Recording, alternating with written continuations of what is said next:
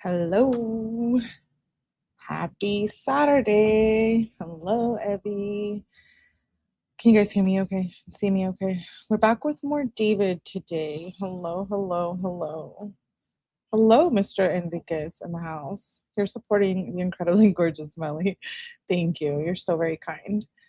We're back. We're back with more David. There's a lot to go through today. So here is the plan.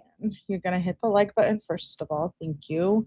We do have another live after this. It will be members only. We are going over Mackenzie Shirla. It's going to be a little bit late night, hangout, good vibes. Let me see who's here. I just want to make sure I say hello to everyone that jumped into the chat early. I saw Debbie, Evie, Robert, Miamix, Christine, Abuelitas, Renee Enriquez is in here, Summer Marie, and Lieutenant Kenny. Hello, hello.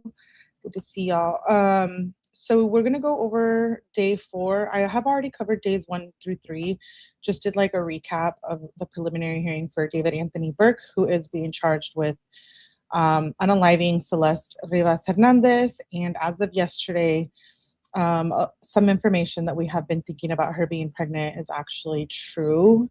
Unfortunately, I know we went over this many times before the autopsy was released.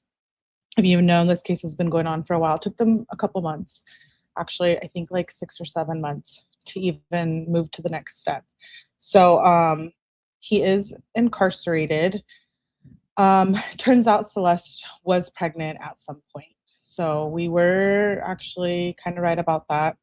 We're going to go over 2 articles for LA Magazine. Laura Conlin, if you know her, we've been covering her a lot.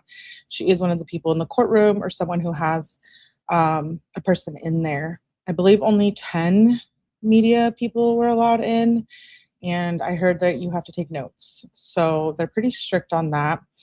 I did get my hands on transcripts, court transcripts for day 1. They're actually really expensive. I asked another creator if she would share, and she said that she couldn't share day 2 for court purposes. I got quoted, and I tried to get day 2, and you have to wait until the preliminary hearing is completely over. So we'll think about getting the rest of the days, but I will start going over day 1 for his preliminary hearing, and then we're going to do Kenzie Shirla transcripts as well for the trial. So we probably will start on those tomorrow. So definitely make sure to tune in. Hello, ATS. I feel like everything we all suspected was fairly true. Yes, agreed. Let's get to it. I 100% commend you, Melly, for continuing to cover this story. I watched AG Tacticals and I broke down in tears so bad. The David story, the Celeste, yeah, it's really sad. And it's pretty disgusting what was going on. We are going to watch a video by someone else in the court who goes over all the text messages that were presented, and those will get pretty graphic as well. So this is from LA Times, or Los Angeles Magazine. Graphic autopsy, abortion, and CSAM testimony dominates day 4 of David's preliminary hearing. Yeah, I mean, we all kind of assumed something was going on. Let me put up the chat. My bad. And hello, Cracked Pepper. So the preliminary hearing for singer David entered its 4th day Friday as prosecutors continued laying out evidence allegedly connecting the singer to the grisly homicide of 14-year-old Celeste Rivas Hernandez. After 3 days of testimony involving DNA evidence, Tesla and cell phone data, financial records, and the forensic analysis, proceedings are expected to resume with Deputy Medical Examiner Dr. Grant Ho before another LAPD detective, Corey Farrell, takes a stand. Detective, is it Farrell or Farrell? Farrell. We'll go with that. Laid out the alleged relationship or grooming of the teen, confirming she had an abortion in January of 2024. Celeste would have been 13 and David would have been 18. Was it Vinny I was watching? I don't like how they refer to it to a relationship. I know that's what it is, but like she's a child. And I've also seen a lot of nasty comments online, like saying, like, oh, well, she participated in it. And I'm like, okay, but she's a child. Like, children don't think like adults. You know what I'm saying? So I will not have any of that. She is a victim and he did groom her and it is grape. You know what I'm saying? 13 and 18 and she was already having 8 abortions is wild. Respectfully. But let's continue. Detective Farrell laid out alleged, oh, I already read that, relationship or grooming of the teen, confirming she had an abortion. She would have been 13, he would have been 18. Attorney Patrick Steinfeld, who represents the Rivas Hernandez family, was present, though members of the Rivas family were not present in the courtroom.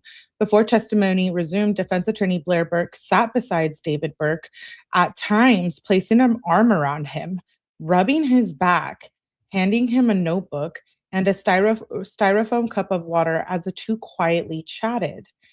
Burke, who appeared more conversational with his attorneys than on previous day, greeted the judge with a brief "morning, Your Honor," before proceedings got underway. Some of the case's most graphic and technical testimony happened on Friday morning as Deputy Medical Examiner Dr. Grant Ho described the extensive injuries to 14-year-old Celeste Rivas Hernandez and the challenges caused by the advanced decomposition of her remains. Ho testified that Celeste's body was so badly decomposed that the odor could be detected from the hallway outside the autopsy room. Oh, wow. Because of the condition of the remains, he said it was impossible to determine an exact time of death. You know what I was thinking too is the air fresheners that were found in the car. Was that David or someone else put them there? Because if someone else put them there, does that mean they knew what was kind of going on? Or they just assumed that a dead human smelled like something else? Do you see what I'm saying? Like, who put the air fresheners there? Agreed. He groomed her. She was a little girl. Absolutely. Tasha says, been family in the preliminary. Yeah, it is devastating. Very devastating. She was disposed of like garbage, and that breaks my heart. Exactly. Okay, let's continue. This is brutal.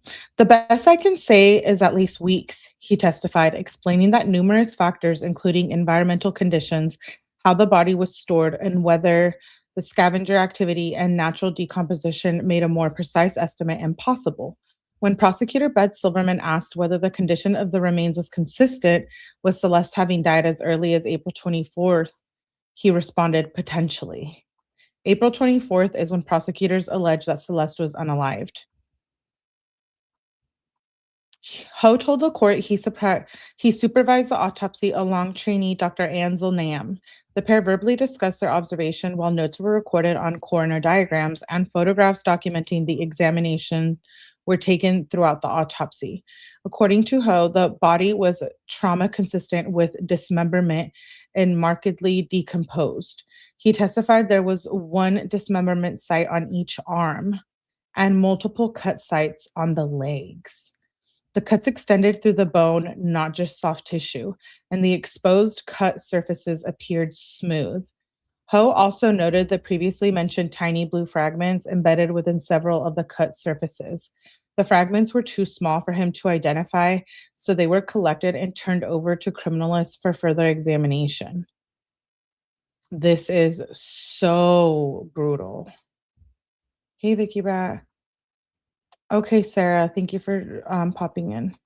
I'm very disgusted with her mother. You do whatever it takes to make children. Oh, that's another conversation about the mother,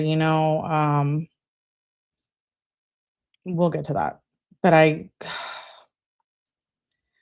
I feel like, oh, we find out that David's mother actually knew she was pregnant too. So I just think there's a lot of um parenting that was going on here, just as in the Mackenzie Sherla case that, could have been better. I don't want to like blame them completely because at the end of the day, David unalived her and she was obviously a troubled teen.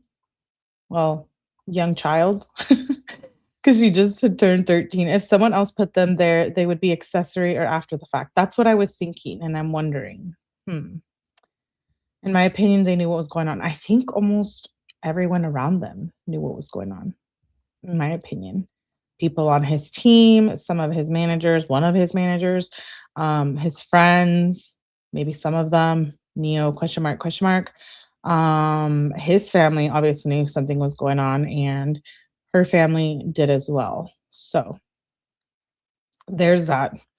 To help explain, Silverman asked Ho what medical examiners used to cut through bone during an autopsy. Ho testified that scalpels and knives are used for soft tissue and organs, but that power tools, such as a circular bone saws, are required to cut through through bone because of its density. Using autopsy diagrams, the doctor testified each leg showed two dismemberment sites, one around the upper thigh and another below the knee.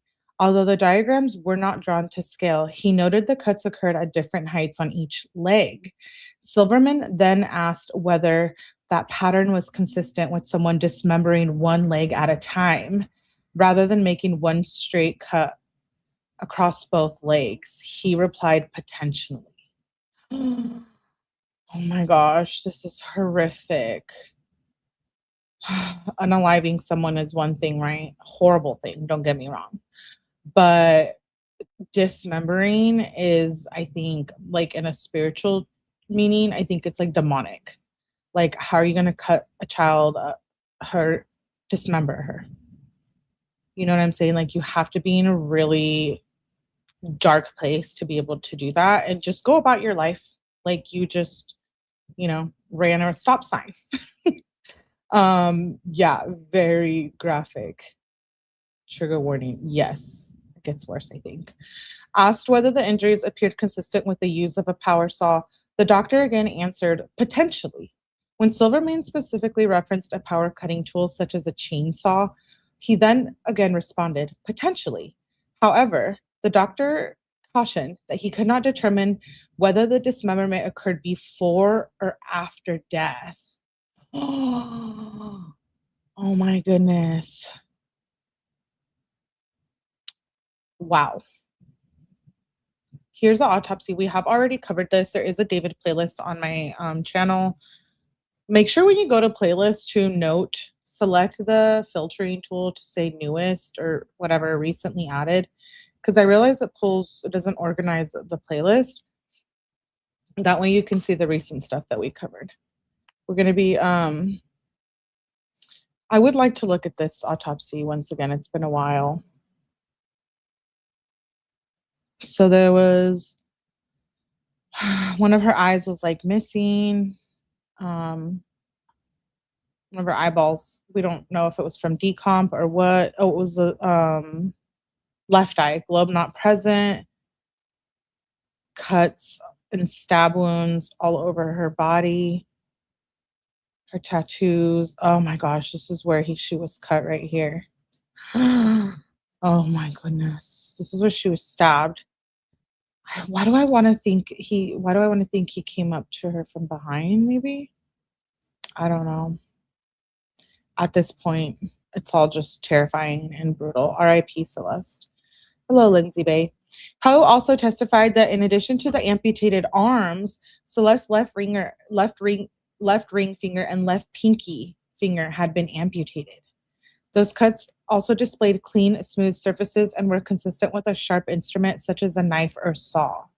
The court was then shown a series of graphic photographs recovered from the Hollywood tow yard, including Celeste's right index finger and the amputated fingers from her left hand.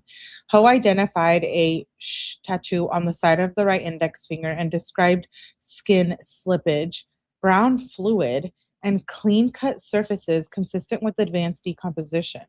Audible gasps could be heard from the members of the gallery as the images appeared on the courtroom monitors. I believe her fingers are still missing as well.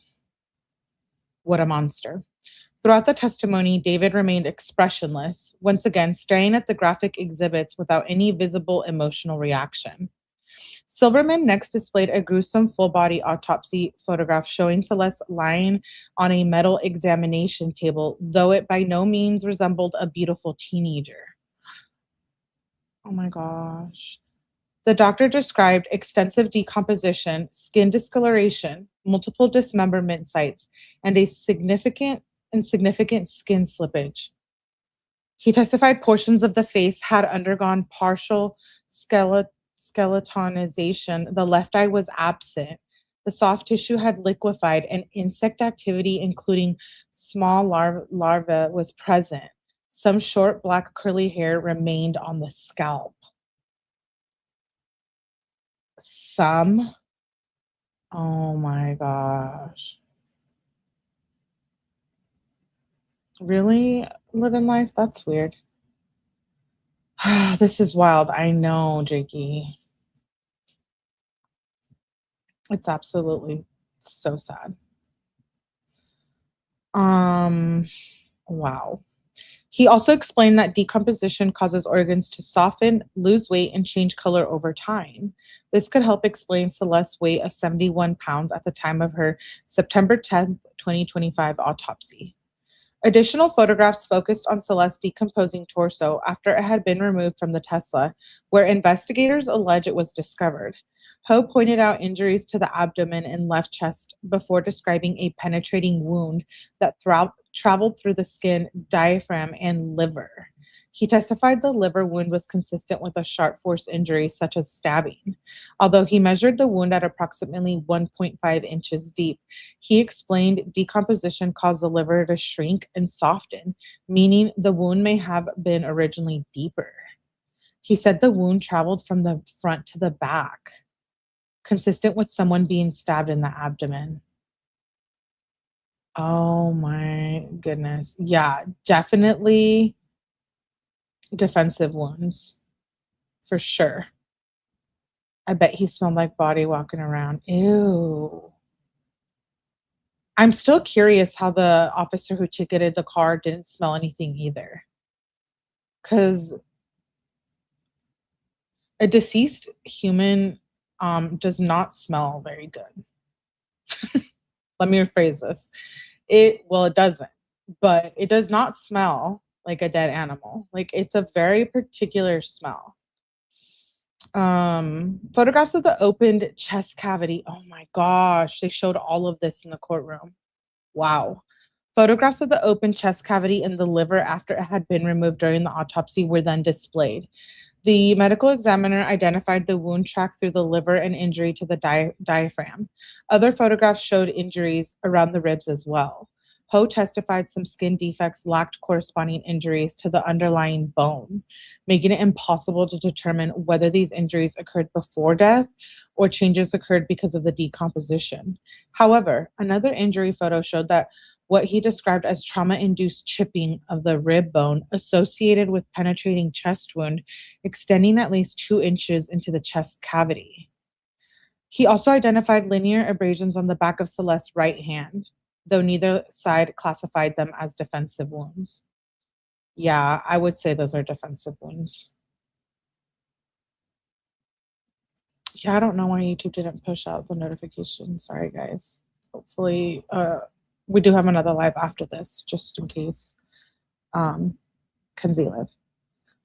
His house smelled, the car smelled, he smelled, period. Right? That's very disturbing. Silverman then asked a hypothetical question. If a victim had been placed inside a blue inflatable pool after being unalived to contain blood while the body was dismembered with a chainsaw, would that be consistent with the embedded blue fragments previously found on some of her extremities? Defense attorneys objected, arguing the question lacked foundation and was speculative because the medical examiner had already testified he did not know the source of the fragments. Judge overruled the objection, and Ho answered possibly. Ho further testified that both the chest wound and liver injury were independently life-threatening. He explained the chest injury could have impaired breathing by allowing air into the chest cavity or by damaging the lung, while the liver injury could have caused catastrophic internal bleeding. When he was asked how long someone could survive injuries without medical treatment, Ho testified death could occur within minutes, and an hour can also add minutes. Prosecutors also revisited the orthodontic hardware noted during Thursday's testimony. Ho clarified that he observed wire bonded to the back of Celeste's upper and lower teeth, which he referred to as braces, but stated he is not a dentist and could not detail anything further. Dr. Ho ultimately ruled Celeste's death a homicide, testifying that the manner of death reflected a public health classification for a death caused by another person.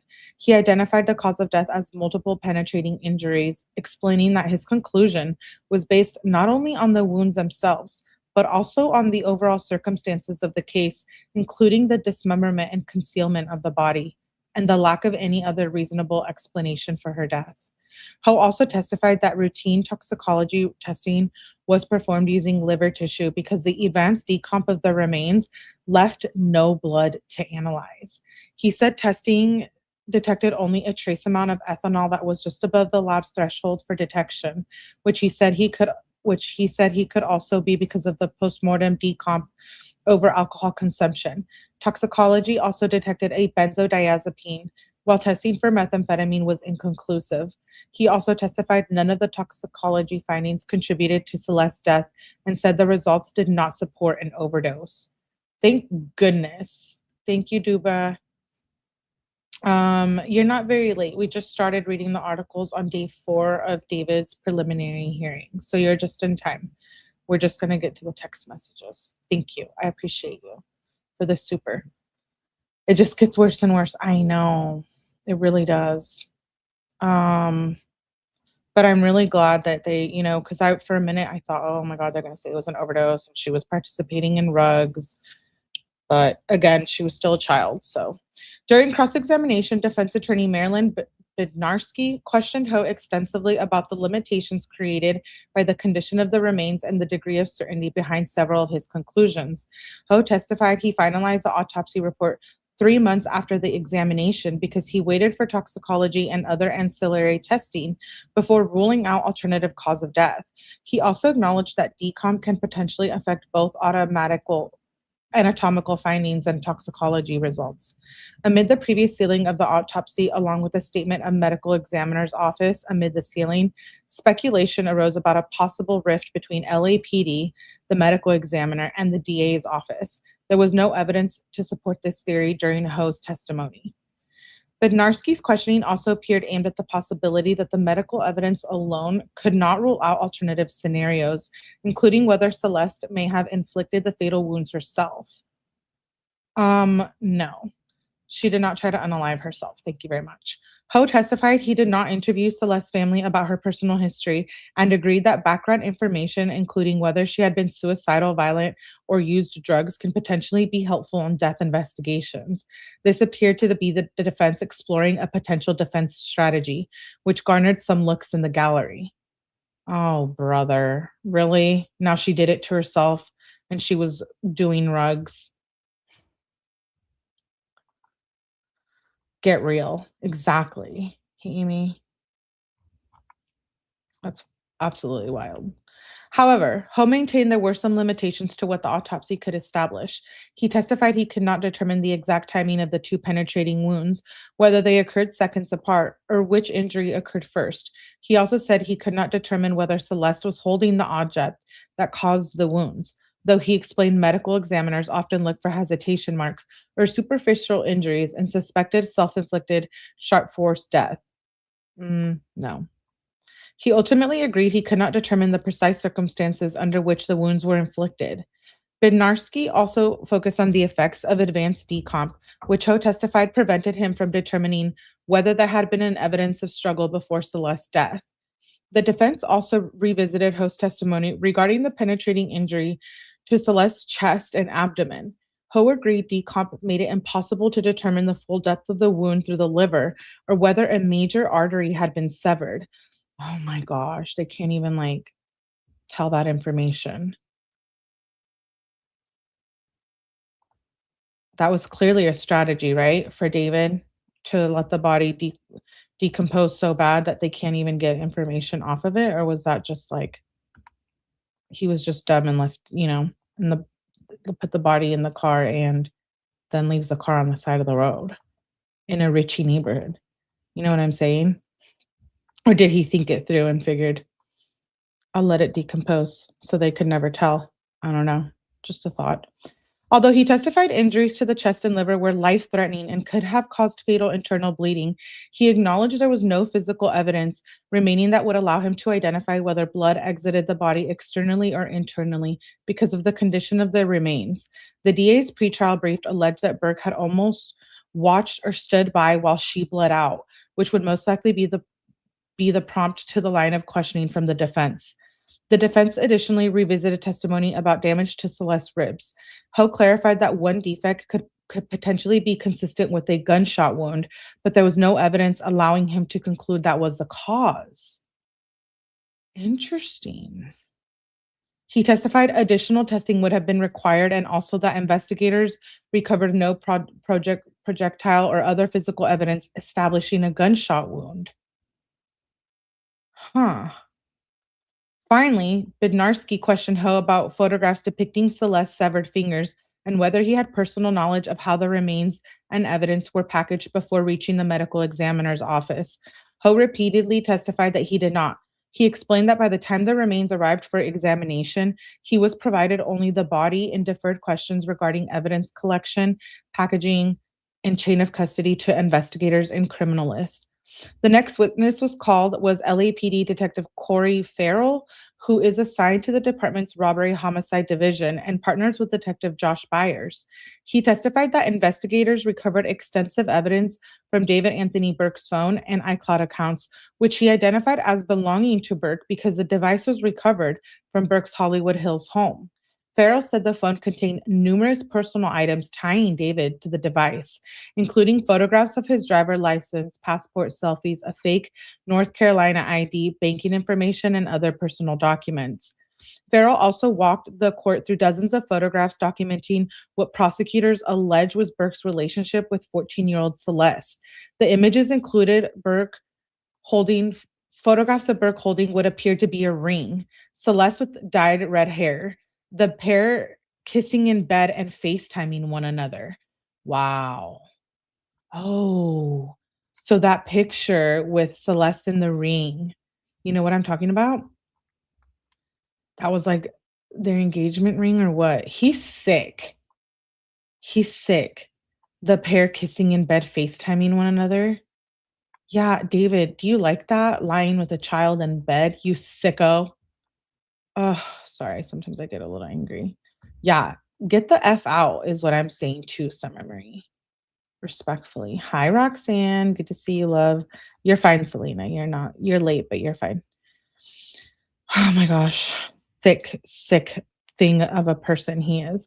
Prosecutors also introduced photographs showing a female with a red cursive tattoo reading David wearing what appeared to be the same ring Burke was pictured holding.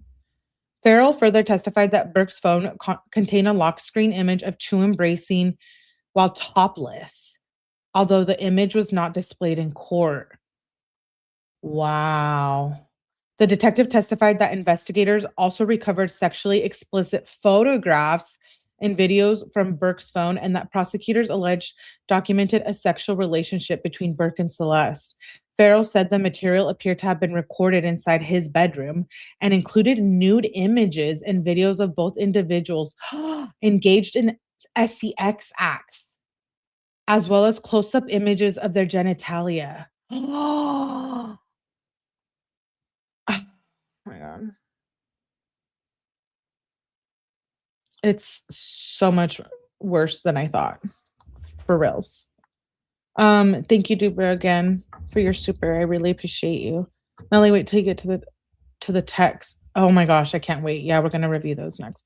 Self-snitching. He deserves the worst. He obviously doesn't watch Bruce Rivers, huh? I love me some Bruce Rivers.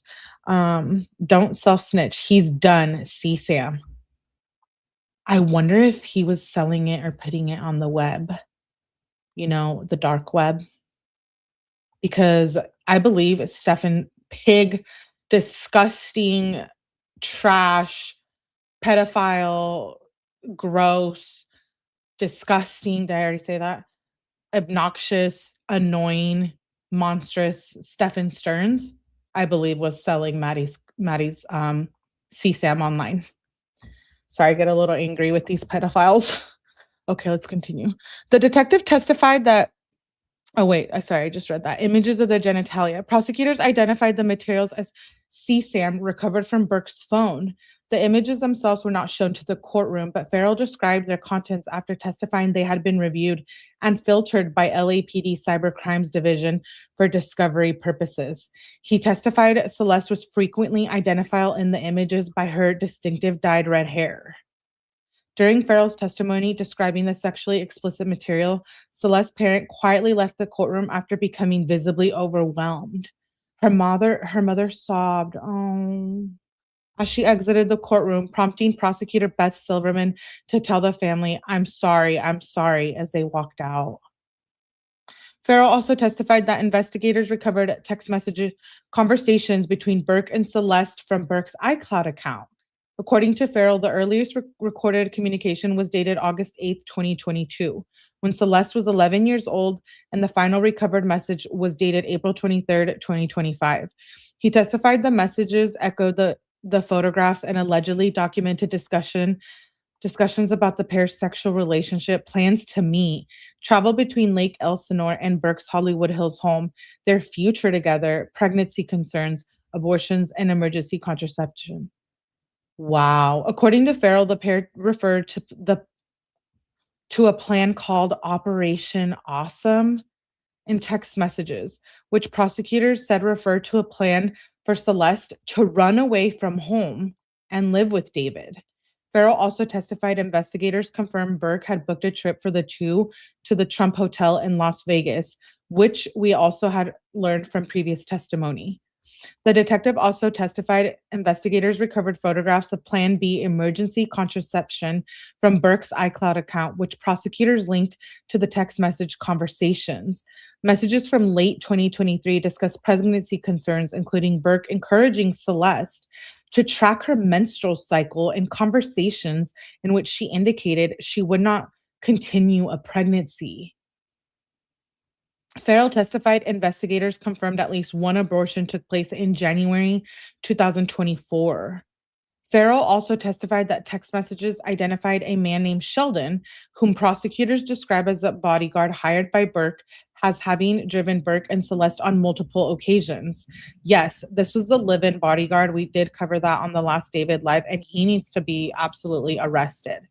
Farrell did not identify Sheldon by his last name, which Los Angeles previously reported as well. Through Farrell's testimony, Burke remained largely expressionless, occasionally shifting in his seat, resting his head in his hand. He continued staring forward as Celeste's mother left the courtroom in tears. As the afternoon went on, graphic text messages were read between Burke and Celeste dating back to when she was 13 years old. There were conversations about sex, pregnancies, and also a thread that indicated that David's mother was aware of this schmexual relationship. Again, nude photos or CSAM are sent between the two, showing schmexual activity when Celeste was 13 and Burke was 19. The two appear to break up in March of 2024 when Celeste texts, quote, "All we do is hang out and have sex. I want more than that, man," end quote. Wow. Absolutely wow. I don't even know what to say. Maybe I shouldn't say anything if it's not very nice. You know what I'm saying? Okay. Well, that's seriously sick. Okay, let's watch. We just read LA or Los Angeles Magazine, but let's listen to Lauren Conlon, who did a 10-minute recap on day 4. And then we'll get to the text messages. Preliminary hearing day 4. I'm giving you this update from LAX because I ran out right before lunch. The testimony or the cross-examination of the medical examiner, Dr. Grant Ho, was basically concluding. I'm sorry, he's the deputy medical examiner technically, but I want to go through some things because this morning was extremely, extremely disturbing. It was definitely, again, one of the worst days. But before I go through some of the specific details, I want to just say here that so far from what I've seen, and maybe something will come out later, but I definitely don't think it's going to, there hasn't been any evidence of a rift between a medical examiner's office, the LAPD, or the DA's office. And I think a lot of us kind of thought that. That's why it had taken so long for Celeste to cause and manner of death to come out. That's why, her autopsy was sealed. I mean, during direct examination, Dr. Ho was actually asked a few questions surrounding this. I mean, the autopsy was performed in September. The report was not conclusive until December. So Marilyn Bednarski, one of David's attorneys, asked, what took so long? And he basically said, I was waiting for the toxicology. I had an idea, but obviously I had to wait until I got this report. Once I got this report, I was certain that my original findings were correct, and here we are. And he also testified that the toxicology, he concluded that had nothing to do with her death. Sorry, I just paused it, and I hope no one's eating around me. Oh, she is, but she has headphones. That's good. Okay. So, and speaking of toxicology, it was inconclusive for methamphetamine. There was a slight amount of ethanol or alcohol, but it was so small that they think that maybe it could have even come from the decomp process, because that tends to happen. And also, we learned the quote defense strategy, I guess, besides just poking holes in the LAPD investigation, etc. Marilyn Bednarski asked Dr. Ho if he knew anything about Celeste's history, if he talked to her family about her history. And sorry, I keep stopping and starting if there's an announcement. So just back to Celeste's history, he meant, did you know if there was any history of self-harm, any history of suicide, drug use, etc.? I'm paraphrasing, of course. And then she, got to the whole, so we don't actually know that Celeste wasn't the one holding the weapons. We don't actually know that she, and again, I'm paraphrasing, that she did this to herself or not. And he said no, because, the body was so badly decomposed. But when that was insinuated, I think a lot of us were like, whoa, they are going there. I mean, I guess that's their job. They have to have some kind of a defense. And also, the quote or a potential overdose was brought up. And I don't remember, my notes aren't clear enough as to how she brought that up, but it just went back to the whole toxicology just not playing a role whatsoever in her death. So yeah, that was a lot of the defense cross-examination. But to be fair, Dr. Ho answered with the word potentially quite a bit to the prosecution as well. So just going back up, when Beth Silverman had asked how long he believed that Celeste was deceased for, he said weeks. And she said, well, could it have been months? And he said, potentially. And she said, could she have been deceased since April 24th? And he said, potentially. And then he went into additional detail in saying that it's safer for him to say, because of the decomposition process, it's safer for him to say weeks, because weeks are contained in months. So he just wants to sort of, cross his T's and dot his I's. And I will also say there was no real, I guess, like change in his demeanor when he was talking to the prosecution and to the defense, at all. He was just very straightforward here.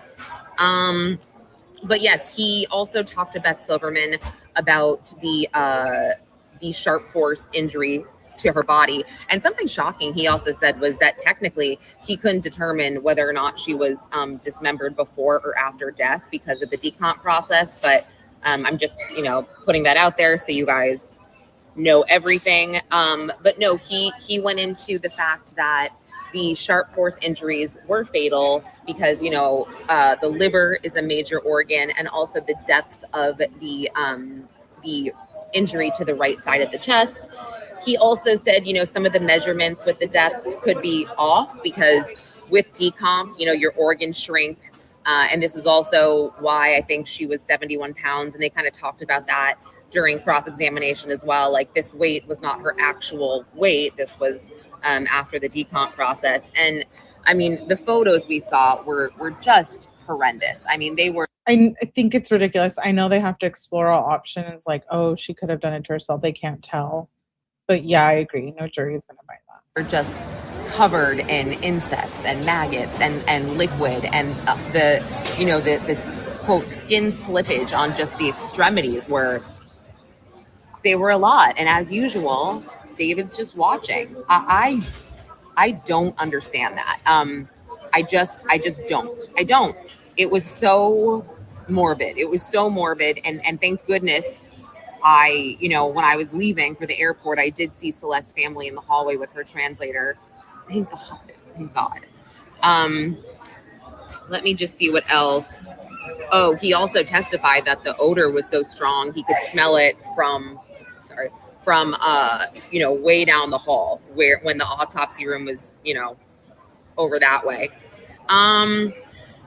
So Beth Silverman kept trying to get him to say that the pattern of the dismemberment was consistent with a saw, and he kept saying potentially.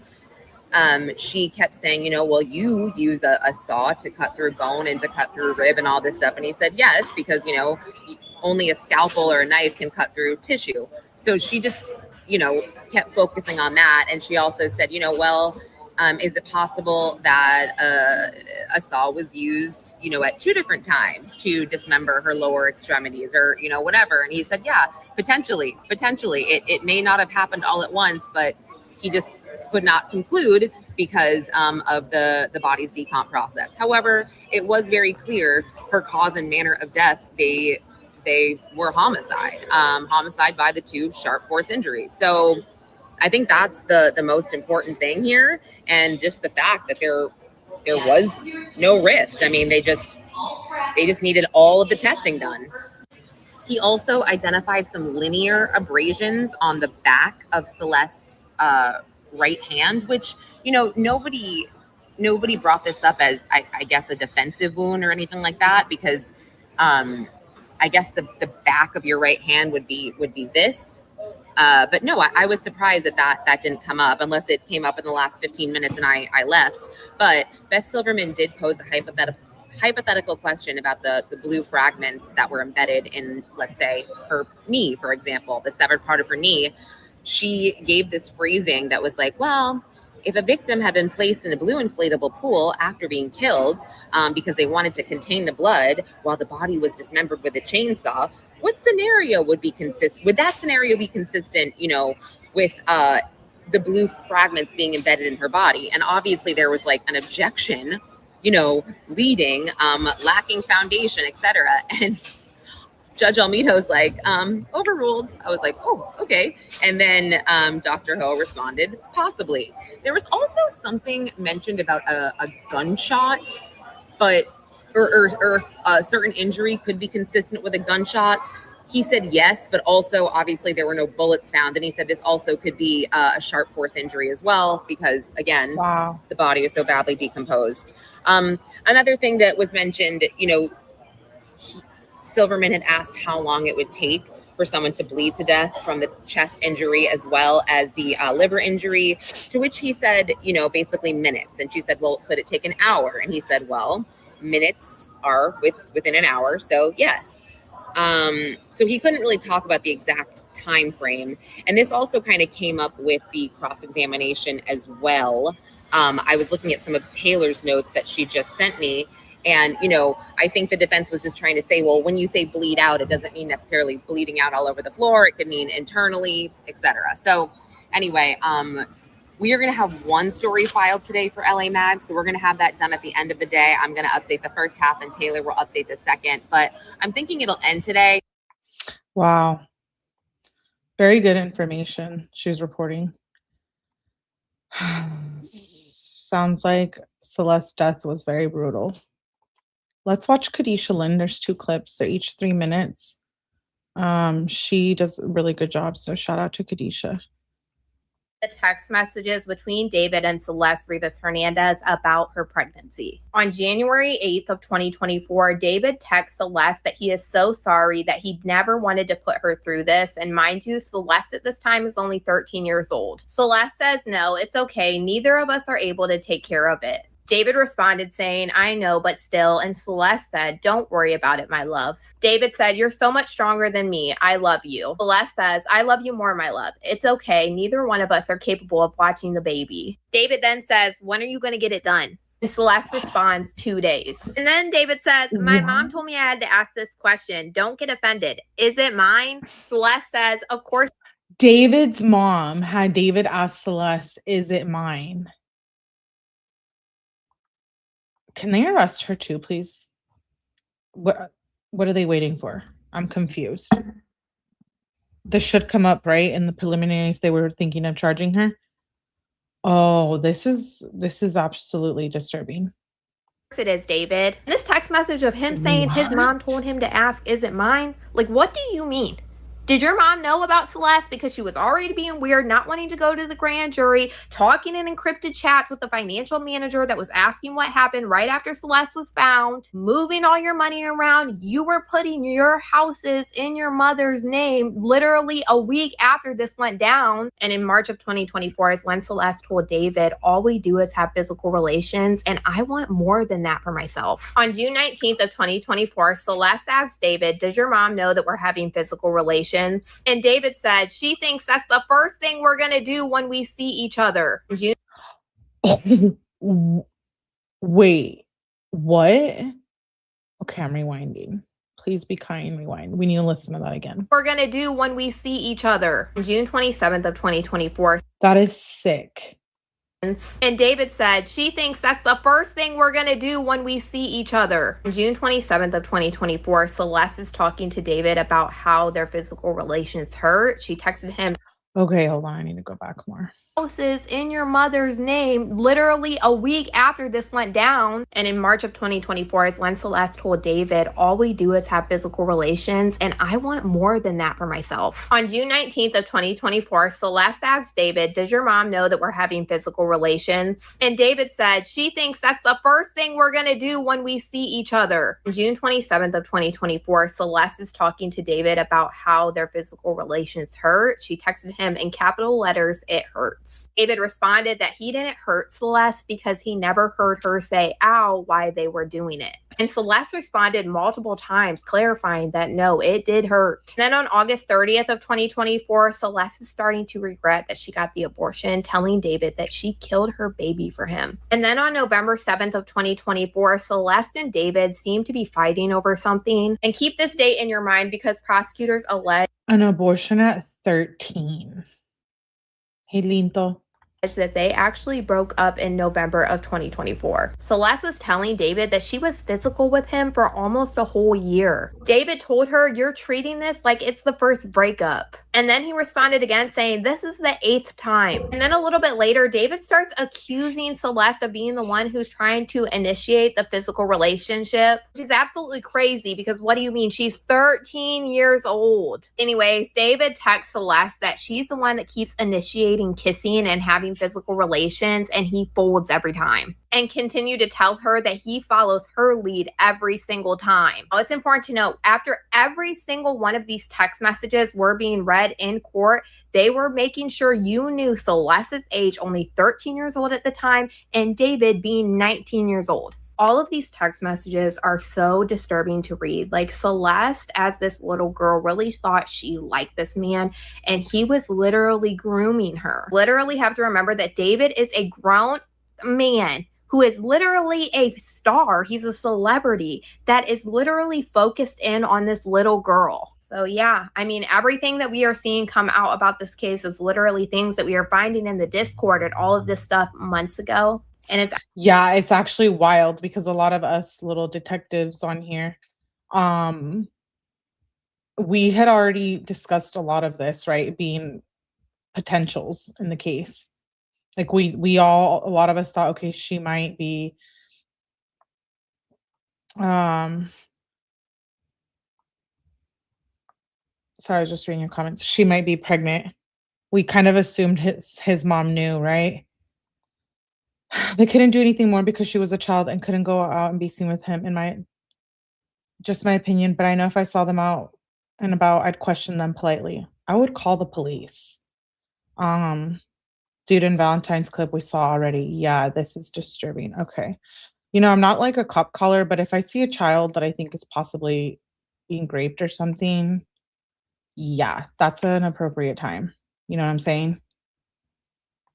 Going to help. This is another Kadisha. This is only So like we've 2 seen minutes. all these texts about how David was going to help Celeste run away from home for the very first time in February. Celeste actually ran away for the first time on February 14th of 2024. Now we see text messages from David telling her just wait until Valentine's Day because it's going to be as good as the day you get married. All know me and I'm the queen of digging and I have been looking. What? No. We're going to listen to all the text right now after these little clips that we're reviewing. I am so disgusted. All know me and I'm the queen of digging and I 14th of 2024. Now we see text messages from David telling her just wait until Valentine's Day because it's going to be as good as the day you get married. All know me and I'm the queen of digging and I have been looking into this case since the very minute that Celeste was found in the front of his Tesla. I have just been going back through all of my stuff and I just noticed I actually have a video that David posted on Valentine's Day. My gosh. Oh my gosh.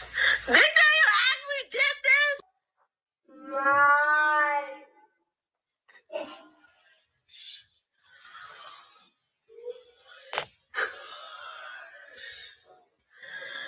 Did you actually did this? Let me tell you, David He's so disgusting. did not keep this video up very long and other people actually screen recorded it and that's how I got my hands on it. Want to know why he didn't keep it up very long? Because 3 days after this is when the cops came to his house questioning him if Celeste Rivas Hernandez was at his house because she was a missing 13-year-old. And he lied and told the cops that she wasn't there. He hadn't seen her since like November. He had only met her one time. The whole time he had a plan to help her run away from home. Couldn't wait to spend Valentine's Day with her and then literally did a TikTok. But y'all let me know what you guys think about all. Wow, that Valentine's Day thing is absolutely wild. I don't remember seeing that clip, but it's been a while too. Let's read this post and then we'll get into the text messages. This is by Lauren Conlon, who we were just watching. Text between David and Celeste, where he is 19 and she is 13, on both threads. First text thread would appear to imply his mother, Colleen, was aware. June 19th, 2024, 1:18 a.m. Celeste, your mom know we had sex yet? David says she thinks that's the first thing we're gonna do when we see each other. April 30th, 2024, 2:08 a.m. Celeste says, realistically, I care about you. I killed my kid first. Oh, I killed my kid for you. David says, it has to be the right time with the least complications. Celeste says, I would have been there for it. David says, yeah, selfishly, because it would have also been mine. Celeste says, David, I'm going to have to lie to people around me, even my kid, for the rest of my life. I don't like talking about it because it gets me really upset, but I do it again. Oh my gosh, wait, I need to reread that over again. So on August 30th, 2024, at 2:08 a.m., Celeste says, realistically, I care about you. I killed my kid for you. David responds with, it has to be in the right time with the least complications. Celeste says, I still would have been there for it. David says, yes, selfishly, because it would have also been mine. Celeste says, David, I'm going to have to lie to people around me, even my kid, for the rest of my life. I don't like talking about it because it gets me really upset, but I do it again. How sad. How sad. She was groomed. She thought this person cared about her.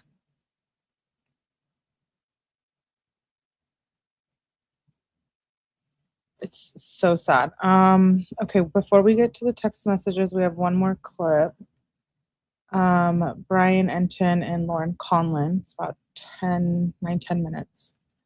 I can't believe this. It is so much worse than we thought, for sure. Geez, I didn't think it could get any worse with the freaking dismembering. We're gonna have to go back to the timeline and see what was going on around that time. because I know there's a lot of Reddits, there's a lot of Discords, there's a lot of social media posts that we've covered, music. It's terrifying. Okay, let's watch this clip with Brian Enton, who I love, and Lauren Conlon. Now by Lauren Conlon, who I've brought into my... Actually, Lauren Conlon called me on her show one day to talk Mackenzie Shirilla, and honestly, it was pretty badass. Rental car outside the courthouse. Thank you for coming. Of course. And with LA Magazine. So I want to talk about the latest with the DNA. There was new DNA information that came out. Yes. Really connecting, I guess, David and Celeste to some of these key items. Yes. So the afternoon was largely focused on the LAPD criminalist. Her name is Samantha Tosh. And she, you know, I would say she dropped some bombshells here. And she was able to develop a DNA profile from a toenail given to her by the medical examiner's office that belonged to Celeste. And then she was able to get a buccal swab from David, which is a cheek swab. And so from that, she was able to get quite a few DNA matches on items of David's, some containing reddish stains that we believe to be blood. So for an example, there were 2 stains in the Tesla, and both of those stains, she testified that they produced a, quote, single source female DNA profile that included Celeste Rivas Hernandez. And what that means is the statistical analysis showed that the profile was approximately 1 septillion times more likely to have originated from Celeste than an unrelated individual. So this is a match. I want to say it like that properly. I mean, I think in lay terms, it's like, yes, this is a match. But of course, with the defense, you know, they want to poke holes everywhere. So, you know, with their cross-examination, it was like, well, DNA, it's easy to transfer, and not all of this has to be blood. You know, her DNA matched the sections on the green tarp, on the Tesla charging block, I believe. There was a few other items. Let me see. Oh, a rowing machine. So, you know, the defense was just like, well, it could be transferred this way. It could be transferred that way. And also, we don't know when it got there. And the expert Tosh was like, okay, you're right. But it was expected, I guess, for it to go on that long. But one really big thing for me was that she talked about this black trash bag that was recovered during the investigation. And Tosh testified that a swab from the trash bag contained a mixture of DNA from 4 individuals, 2 males, 1 being David Burke, and Celeste. She was excluded from this DNA mixture. So this is on the trash bag. And the trash bag, was it in the garage? So it's a little... Oh, wow. Was it someone that was just moving the bag, or someone who knew what was going on in moving the bag? Little unclear. I believe this is the trash bag from the garage, but there was another trash bag too. And inside that trash bag, there were white cloths with brown stains.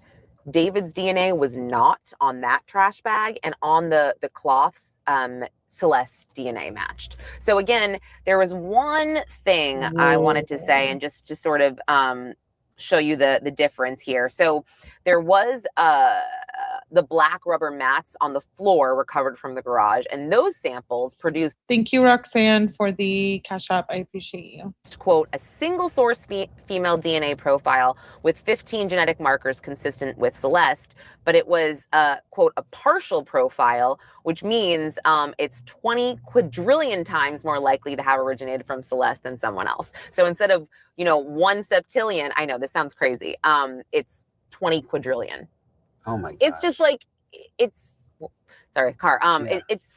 It seems pretty logical to say, okay, that blood belongs to Celeste, in my opinion, based on what I saw today.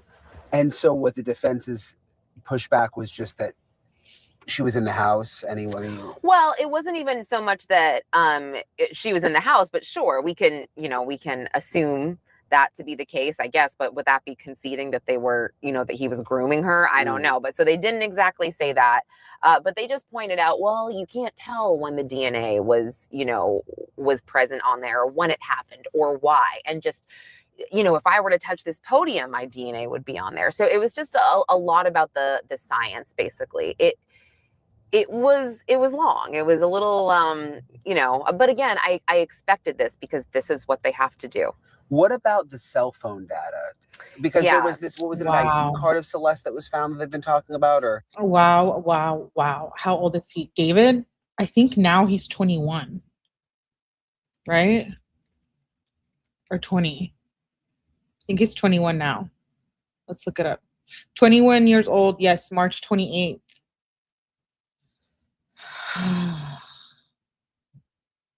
Wow. Thank you, Evie, for gifting 5 memberships. That's really nice considering we're having a members only tonight. Mackenzie Shirla, Ketchup, Ben Carly, Riff Shadow, Ruby, and Jen. Welcome to members only. Thank you, Evie. I appreciate you. Especially since she was a minor. She was having abortions at age 13 because of this PDF file. Yeah, so it was her passport that was found. Which the photo, by the way, was so sad. Oh my gosh, she looks so young. Yeah. She's such a sweet little girl. It was one of the saddest parts of this whole thing, I think, seeing that photo. I agree. And also the photo that we saw on the body cam footage where she was wearing the Batman zip up. Something about that sweatshirt, it just makes me feel like just, oh my gosh, awful. Just because it's just something that a kid would wear, I guess. Let me pull up. I want to just be pretty exact here with the cell phone and the Tesla ISMI data. So that came from a detective who specialized in cellular analysis here, and basically his testimony was solely focused on where David's Tesla ISMI pinged, which towers it pinged, and also his cell phone. And these two things generally traveled in tandem together on these certain nights. So we had April. I want to show y'all the picture she's referring to with the Batman sweater. This looks like a child. So I don't want to hear anything coming out of David's stupid mouth. Look at this. Hey, Arngrim, good to see you, love. Summer, maybe I'll gift some. I'll check if I have some to gift. I want you to get one too. This is the Batman picture they're referring to. That looks like a little child. Shake my head. Absolutely not. No one's buying. You didn't know. This was a child.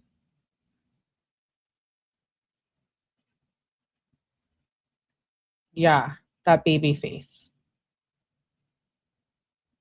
She's so adorable too. Wow. Okay, let's go back to that. And then we're going to get into the text messages and buckle down because it does get brutal. 24th into 25th.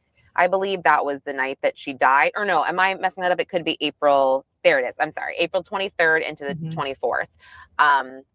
And then the other date was May 8th and May 31st. So these are the 3 trips that he made out towards Santa Barbara. They were able to trace these through the cell towers. And during the... That does not look like an 18, 19-year-old. Really? Cross-examination, the defense focused on the fact that this analysis was done through cell towers and through cell phone data, but not GPS data. And he didn't do any driving analysis. And it was kind of just like, he was like, well, that's not my job. My job is to specifically do this. And they said, did you test Celeste's phone or do any forensics there? And he basically said, like, obviously we found out he made a lot more money than we all thought, because most of us had never listened to David. I didn't even know who D4VD, his little stage name. I didn't even know who he was until before this case, until I talked about this case. This case came out. I had no idea who he was. But You know, we see it all the time. These people ruin their careers and their lives to be PDF files and groom children. I just, it's a mental illness, but I'm not using that as an explanation for this. He is truly a monster. Again, just the pinging of the towers. It's not my job to do these GPS scrapes, etc. And he did confirm there was a call placed to Celeste on April 24th when we believe she was already deceased, and it went straight to voicemail. So yeah, that's pretty damning. I mean, yeah, I think that will definitely be damning once we sort of hear the timeline that the medical examiner provides. But we did see, or we heard about 5 minutes from the medical examiner on the stand at the end of the day today. He's going to finish into tomorrow. And something he said, he called Celeste's body markedly decomposed. And he made, let me see. And he said that the condition, and he started to say this but didn't get into it, he said the condition significantly interfered with the autopsy examination. So, you know, we'll find out tomorrow, but I'm very nervous about this. I feel like the medical examiner is going to be big. Agreed. Yeah. Mm-hmm. Yep. Big enough for you to change your plane ticket. I am changing it. I'm not going to stay the whole day because I just can't. It's been emotional. You know, I was talking to another producer today. Like, it's been an emotional, awful. It's been really sad. And with her parents and where they were in there. I was just gonna say that. And I said this on a video I made. I could cry looking at her dad. His eyes. It gets me because I just look into his eyes and they look so sad. So I just, oh my gosh. Yeah. I'm like, oh my gosh. Anyway, so it's hard. I don't know. It's like, there's something about, you know, dads and daughters and you're just like, oh my gosh. Like, and then you pair it with this guy that's just sitting at the defense table. Like he's just sitting ready to meet a friend for lunch. It's so strange. It is so strange to me, Brian. Even the preliminary hearing is taking a toll on people. That's rough. He does not react. He is stoic. He had some casual conversations, it seemed, with his attorneys today, smiling, nodding, laughing, and you're just like, ew. Again, I would have to be physically removed from the courtroom as a parent. When I think I said this story yesterday in my podcast, but like there was this time when the mom and dad, Celeste's mom and dad, were just standing alone together by the bathroom in the hallway when we were about to go in. And like, you know, they didn't have anyone with them at that point. There wasn't like a victim's advocate. They were just literally by themselves and they just looked so sad. Yeah. And just, I don't know. It was like, yeah, I know. I don't know how to explain it. No, there's nothing you can say. And it was kind of like they just, I don't think they ever saw themselves in this situation. You know what I mean? And I don't think they speak English very. I was just thinking, like, I think they're confused about how they, you know. So they do have a translator, but it is interesting that you bring up something. Yeah, the victim's advocate. I see a translator, I see a lawyer, but I don't see a victim advocate. I was surprised they were alone. I mean, it wasn't. No one was going up to them. They were fine. But I just felt like they were on this little island by themselves, standing by the bathroom. It made me feel bad. Yeah, no, I agree. I totally agree. And also the treatment of their attorney. I do feel like we didn't really get into this, but. And I guess I'll backtrack, but the treatment of their attorney by the prosecutor specifically this morning is questionable. So what happened? Well, so Steve Fisher, the PI, ends up getting kicked out of the courtroom this morning. Beth Silverman said he was a grand jury witness. She makes some kind of accusation against him about I don't remember what it was, not following the rules or something. And then she's like, and he was downstairs in the lobby talking to the family attorney and he's not supposed to do that, whatever. And Steve was super gracious about it because we covered the Steve Fisher incident yesterday or the day before yesterday. She was, she was forceful about this. And so he stood up and he said, I just want to put on the record, Your Honor, that I did not approach the family attorney, the Rivas family attorney. He approached me. And then the attorney, Patrick Steinfeld, who is so nice, by the way, he's such a nice guy. He stood up and he's like, absolutely. I approached him. and it was a 15-second conversation. And this is the same attorney who got in trouble for recording. I mean, for having his laptop out. Yeah. And so he just said, yeah, it was 15 seconds, whatever. And so Steve, you know, he leaves, it's fine. But then Beth Silverman turned around to him, and I don't know what was said previously or what prompted this other than him saying that he approached Steve. But I heard her say, don't push me, you'll see what happens, and I will take your badge away, meaning your badge to get inside the courtroom as an attorney. And I was like, what happened? What is going on? There's been some drama there. It definitely, there's been drama, not that does not involve the actual case. Yeah, I mean, it starts with the day, and I've talked about this, but the whole weird lottery system, and then they roll the drum, and people kind of gasp when they get their seat, and it's kind of how awkward. Gross is that? It's a murder. It's like, it's gross. It's like, why are we having to do this as journalists? And the rules are pretty clear that you have to. Reporters can open their laptops to take notes. Mm-hmm. But you cannot transmit out information during the hearing, and you can't report information until the break. And granted, I will say, it's a little confusing that you can have your laptop. I mean, it's a little confusing.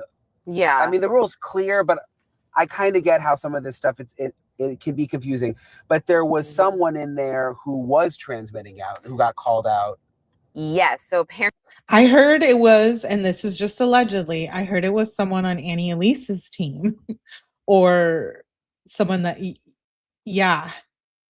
So is it right, living life? That's what I heard. This is such a high profile case. I wonder what will happen with the jury. She wasn't confused. It was intentional. Oh, tea time. Apparently yesterday, I guess, there was someone in the courtroom who had a Google Doc who was sharing it. She said in court she didn't realize she was sharing it, but then she did take responsibility after sharing it with the content creator who was then putting out live videos. And I think what happened was a couple of YouTubers saw this, said something.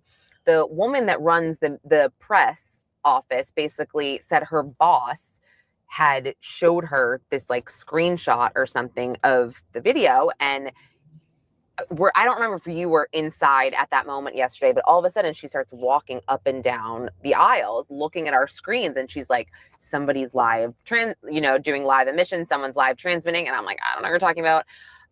So this morning we walk in, and I had already heard who it was and what happened. And I'm just thinking it's all clear. They figured it out, whatever. It's on them, meaning the press office. But I was told, and it made me so mad. She was like, look, I don't know what's going to happen. You might not be able to have your laptop today because of this one person. And I was like, you have to be kidding me. Yeah. Like, if I can't organize that is how I'm able to get updates it would be out really so hard fast. Without the laptop. It would be because awful. What you can do is you can have everything ready to go. Exactly. You can write up your story. I am writing my story as I go, Brian. And then when the break or lunch comes, you can go outside and send it out. So if we just only had the written notes, which I've had before when you can only do the written notes, it's much more complicated. Also, like, your hand gets tired. Well, it makes your day that much more difficult. It would have been a pain in the ass if they got rid of the laptop. So I was just like, are you kidding me? I was like, this is so awful. Like, please, just this person take responsibility, whatever. Yeah. But I couldn't believe it. Instead of just, telling this person they just had to go, or they called them in the courtroom and make them stand up in front of the judge and put it on the record. I felt so bad for them because it's embarrassing. No, that's not okay. Yeah. So, and I can see again how, look, you have to be careful with the rules in court. Sometimes you forget that, like, you can get in really big trouble, It's also, I think that, when you're properly trained, it's an ethics violation almost to not listen to what the court's rules are. So it's kind of just like, it is an interesting crossroad that we're at now, Brian, where we have to wait in line to report and do our job, or, you know what I mean? Enter a lottery to report on a case. And then, we're dealing with people who don't follow the rules, and then the rest of us will have a really hard time doing our job. But it's over, it's done, and hopefully whoever that was, like, you live and you learn. Exactly. I'm sure they feel awful too. And I'm sure been in situations where I'm like, I always get yelled at for stuff. So that's why I felt bad. Judgy, but I also it would have been stunk if it screwed it over for everybody. Yeah. I think I'd be in a better, or a different, position if I didn't have my laptop. But anyway. Well, thank you, Lauren. Yes. You're doing great. Okay, yeah, I know a lot of people are saying who it was in the, I didn't know that they had to go up and talk to the judge. Anything for clicks and views? This was fully intentional. She knew she was doing. Yeah, she wanted to be the first to get the scoop. I'm not hating. I'm just calling it for what it is. 2 more things before we get into the text message reading. So this is Mark the Shark. He is there as well. This is an air freshener. Love is in the air. That was trying to be put there to conceal the smell of Celeste's decomposing body. So who thought this was going to work? I don't know. 1, arrest them for being participants if it wasn't David. 2, this is like, you could have got something better at least. Can you try? Can you have tried this little air freshener? It's wild. It's disgusting is what it is. But okay, just thought I would show you guys that air freshener. And then one little thing about Celeste's family. I think this is important to read before we get to the text messages. This is by 4th down, Mrs. I've seen so many comments asking how was Celeste allowed to date him or blaming her parents because she ran away, but the facts we know matter. Celeste was a child. She reportedly ran away and her parents did not approve of their relationship with David Anthony Burke. Her parents took her phone and reported her missing. Prosecutors allege Burke was an adult who pursued a relationship with her when she was only 13. A child running away does not make an adult's actions her fault, and parents cannot physically monitor a teenage every second of every day. It is easy to sit behind a screen and say, quote, I would have done this or I would have done that, but we do not know everything that happened inside that home, what our parents tried or what they knew about Burke. What we do know is that the responsibility for an adult pursuing a child belongs to the adult. We need to be praying for this precious girl's parents and family as they have to deal with this horrific and despicable case. I truly cannot imagine their pain and suffering. Hearing what they've heard or seeing what they've seen is truly unfair. And I just wanted to share that because that goes in the Kenzie case too that we've been covering heavily. And she's right, run away. They tried to help and control her and she was just troubled. 13 years young, exactly. Thank you, Evie. I know, give yourself a mental break. I did. I gave myself a little mental break yesterday, but thank you, Evie. Love you and appreciate you. Okay, so Trapmore Ross is actually one of the people that is in the courtroom, and he did a very detailed gathering of the text messages. So we're going to get started with those. Get ready to hear some pretty brutal stuff. Shout out to him for doing this. Like I said, he has been in the courtroom, and he has done great coverage on this. I don't really watch him otherwise, but he does have good stuff. Until you are walking in someone else's shoes, you don't know. 100%. Let's get started. These are brutal. It's just despicable. So the conversation started. Let me give that caveat. My mistake.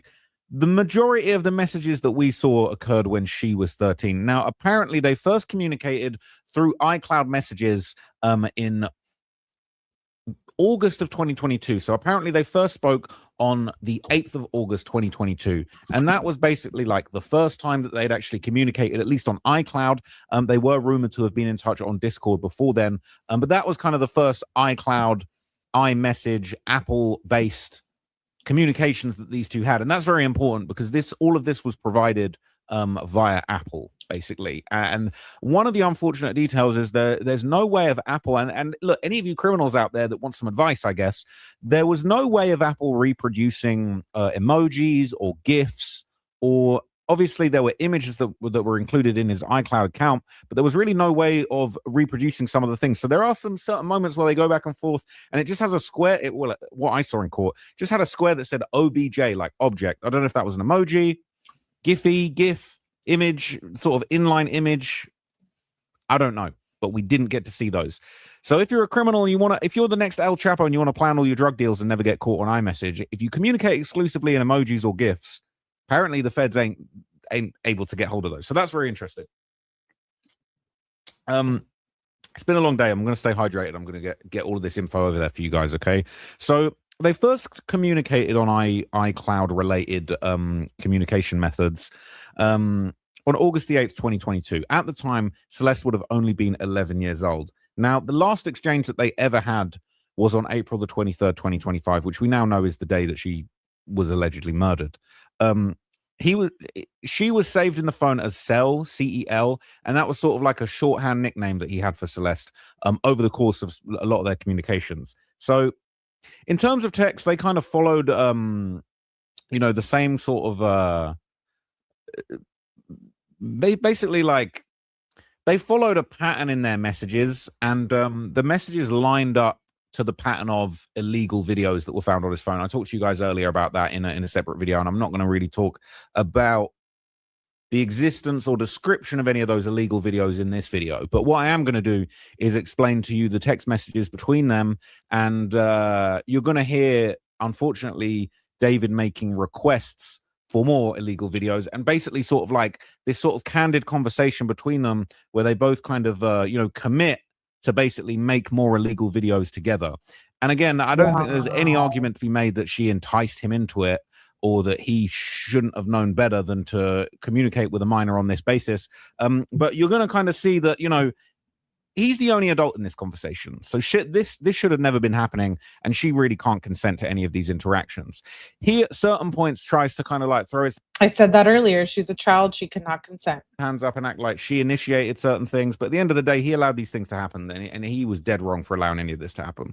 So basically, we kind of saw like a whole bunch of pictures in the court and all that kind of thing. But eventually we got to the texts, and the text begun on November the 25th, 2023. And the context of these is they were referring to the fact that there was discussion of emergency contraception or Plan B pills. And there was basically talk of abortions. And it sounds like an abortion took place. And David was getting minute by minute updates from Celeste about that abortion taking place and confirming that it happened. And it really just goes to show you how duplicitous he was. He had this girl thinking that they were going to get married, they were going to have kids, they were going to start a family together. And this is a 13-year-old child. And you can just see the manipulation, when he's trying to get what he wants, it's we're getting married, we're going to have a kid. But when he needs that abortion done, he's on the case and he's talking all kinds of reckless different ways. So the first thing that we were shown in court was a message from Celeste to David, where she said, "Currently manifesting my period because I refuse to have kids." David replied, "Did you miss your date?" And I as soon as these messages started getting read in court, I noticed that David kind of like quivered his lips. He knew he was cooked, and he knew how bad this was. She said, David replied to her, where she said she's manifesting her period because she doesn't want to have kids. David replied, said, "Did you miss your date?" And he said, "You should start tracking using Flow." Now, this is an app that can be used for tracking periods. I've never used it. I've heard of it before. Not for myself. I've never dated anyone that's used it. I'll be honest with you guys. I think they call it, there's a name for when people use tracking apps as contraception and they have sex sometimes when it's less likely to get you pregnant. It can still happen, and I've always just thought that was fucking nonsense, to be honest with you. If I'm gonna have sorry if it's TMI, but if I'm gonna have relations with someone, I practice very safe sex. If I'm gonna have relations with somebody, it's gonna be with protection. I don't want to have kids. I actually don't want children at all. Currently, as it stands, don't have any children, don't want them ever. If that changes up, I'll be sure to let people know. But realistically, as it currently stands, don't want kids, don't fancy the vasectomy, the Black Boy Max special. But what I do know is that it's my responsibility. If I don't want to have children, I should not be having unsafe sex. It's very, very simple. And maybe I'm more mature than most people. You hear all these stories of guys, it just doesn't feel as good. Fucking grow up. Just put it. I just feel like, not that she should have been on birth control because she's a child, but I'm thinking he has all this money, he's paying for abortions, doing this, doing that. Like, I'm already shook. Yeah, Dubra says you'll be picking up your chin multiple times. This is horrifying. Put it in, and just be safe, okay?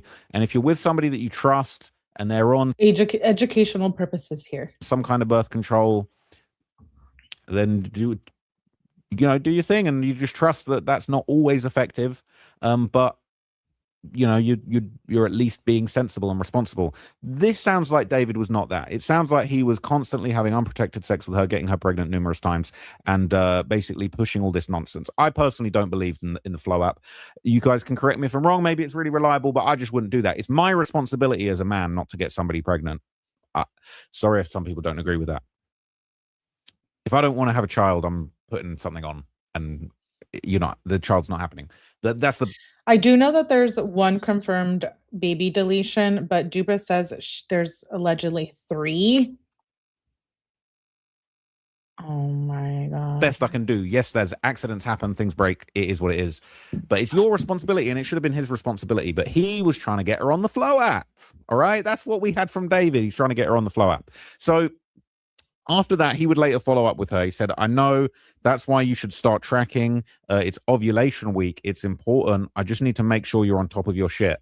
Why wasn't this fucking piece of shit on top of his shit, just putting a condom on when he's going to do this illegal act? At the very least, if you're going to abuse somebody that can't even consent, and it is statutory R word, at the very least, do the common courtesy of wearing protection. This guy's just a fucking piece of shit. Excuse me.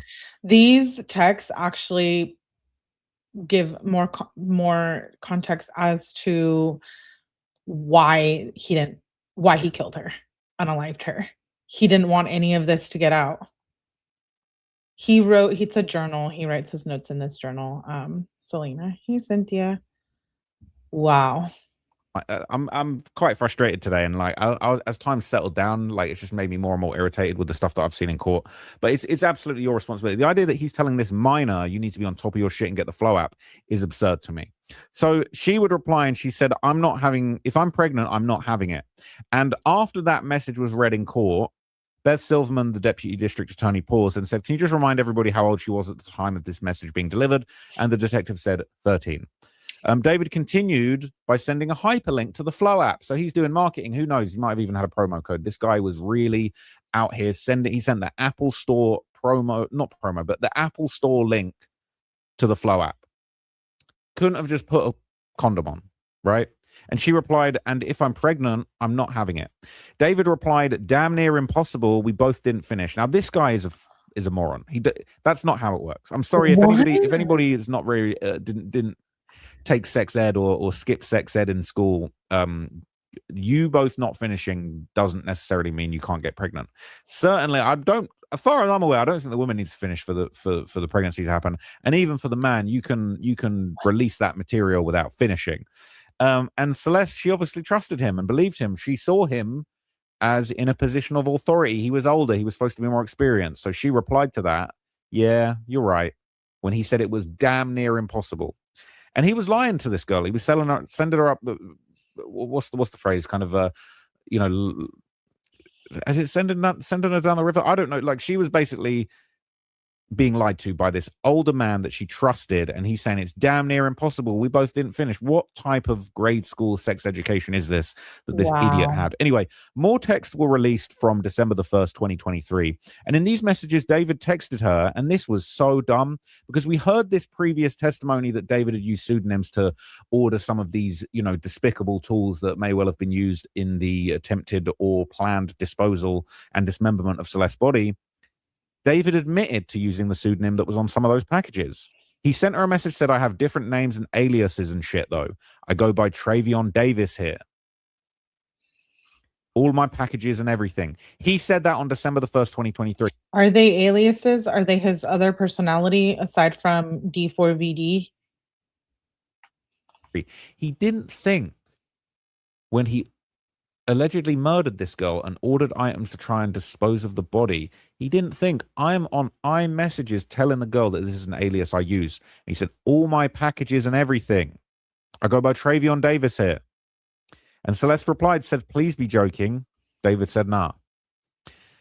So a little while later, on December the 20th, 2023, about 1:47 p.m., they had another conversation. David messaged saying, this shit was fun as hell. And then David said this shit was fun as hell. Or that shit was fun as hell. TS was fun as hell. Celeste replied to that, do I take the plan B? So now we know what TS means. This shit that was fun as hell. Celeste replies, do I take the plan B? So we know what's going on. And David replies to that. This is so irritating. take it sober too. If you don't feel any symptoms tomorrow, just take it tomorrow. You have 72 hours. He said, take it sober too. So you're out here partying, getting drunk, having this shit was fun with a 13-year-old minor, and you talk about take it sober. So the following day on December the 21st, 2023, at 6:30 p.m., David said, why not one band when you deserves 10? One band is $1,000. I don't know what the context of this conversation is. This is all they showed.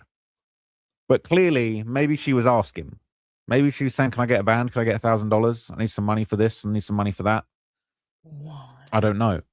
But he said, why not one band when you deserve 10? And do you know what she replied?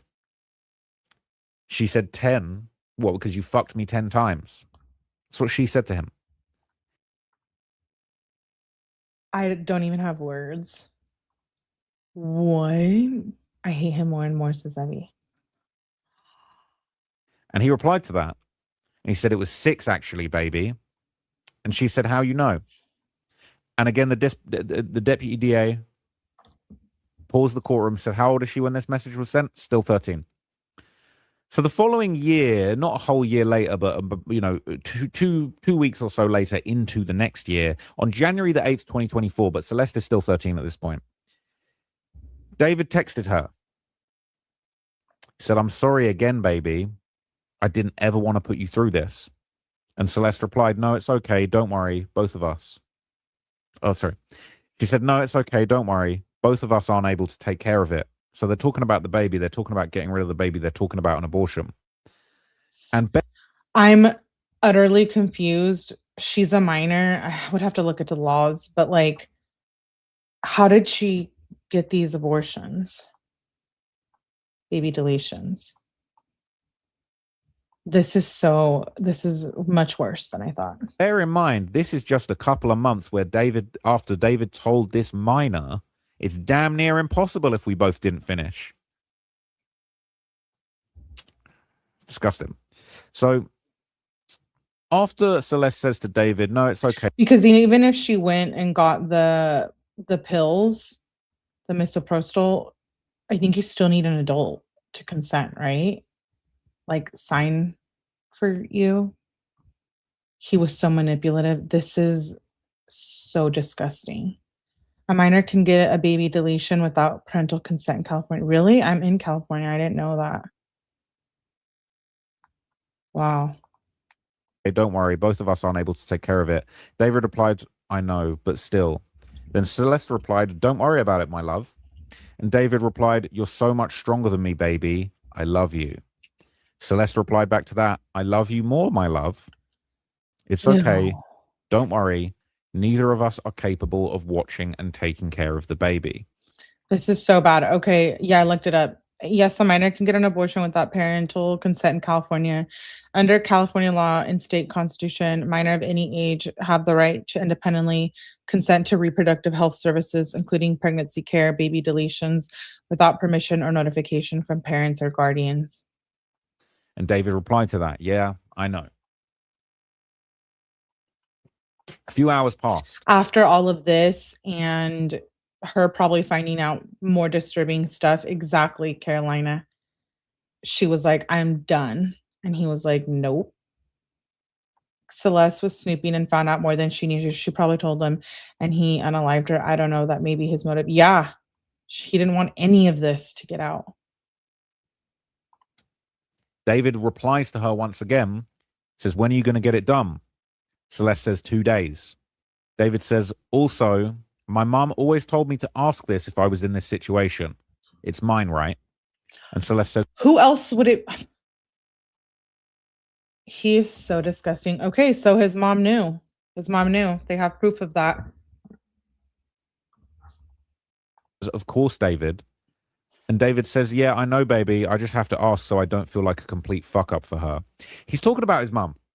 Now, his mum comes up later in a much more damning context, but I just found this very irritating because I'm sorry, Colleen Burke. I'm sorry, Colleen Burke. Hopefully no one sends this to arrest Colleen Burke, respectfully. But clearly you failed as a mother.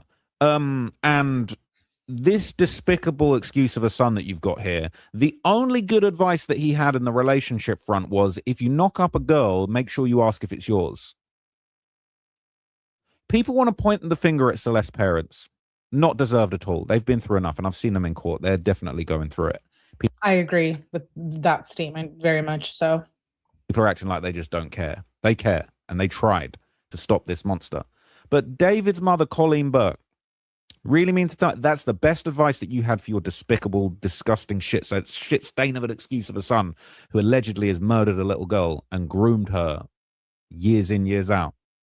That was the only advice you had. He said, my mum always told me if I was in this situation, ask, is it mine, right? And then for this absolute dirtbag to respond, Now I'm wondering, are there more victims? look, I know, baby, I just have to ask so I don't feel like a complete fuck up for her. If you thought you was a complete fuck up by knocking up your girlfriend and not asking whether or not it was yours, what is this state of affairs that his life has become? If you thought that was a complete fuck up, I can't even fathom what monumental failure of a person you are. I'm really irritated. This trial has actually just taken a real toll on me emotionally, to be honest with you guys. So there might be some venom in this video, but these text messages are disgusting. So that was the advice that we got from Supermom Colleen Burke. Make sure when you knock up a 13. The supermom running all his finances as well. Hi, inside the mind of Noel. Listen, I'm sure his mom knew and I want her in jail too, but are those texts enough to arrest her and charge her? I'm assuming they have some proof of it. I don't think that they would. I mean, I don't know. I'm not a lawyer, but my assumption could be that maybe they have text messages or something, because why allow these to be introduced into the preliminary hearing if there wasn't some sort of backup? I could be wrong. Maybe there isn't.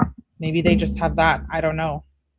But Celeste was at her home and she apparently knew about this. So I don't know if they can arrest her or not. 10-year-old minor that you check it's yours. Charge now, her. I'm going to be real with you.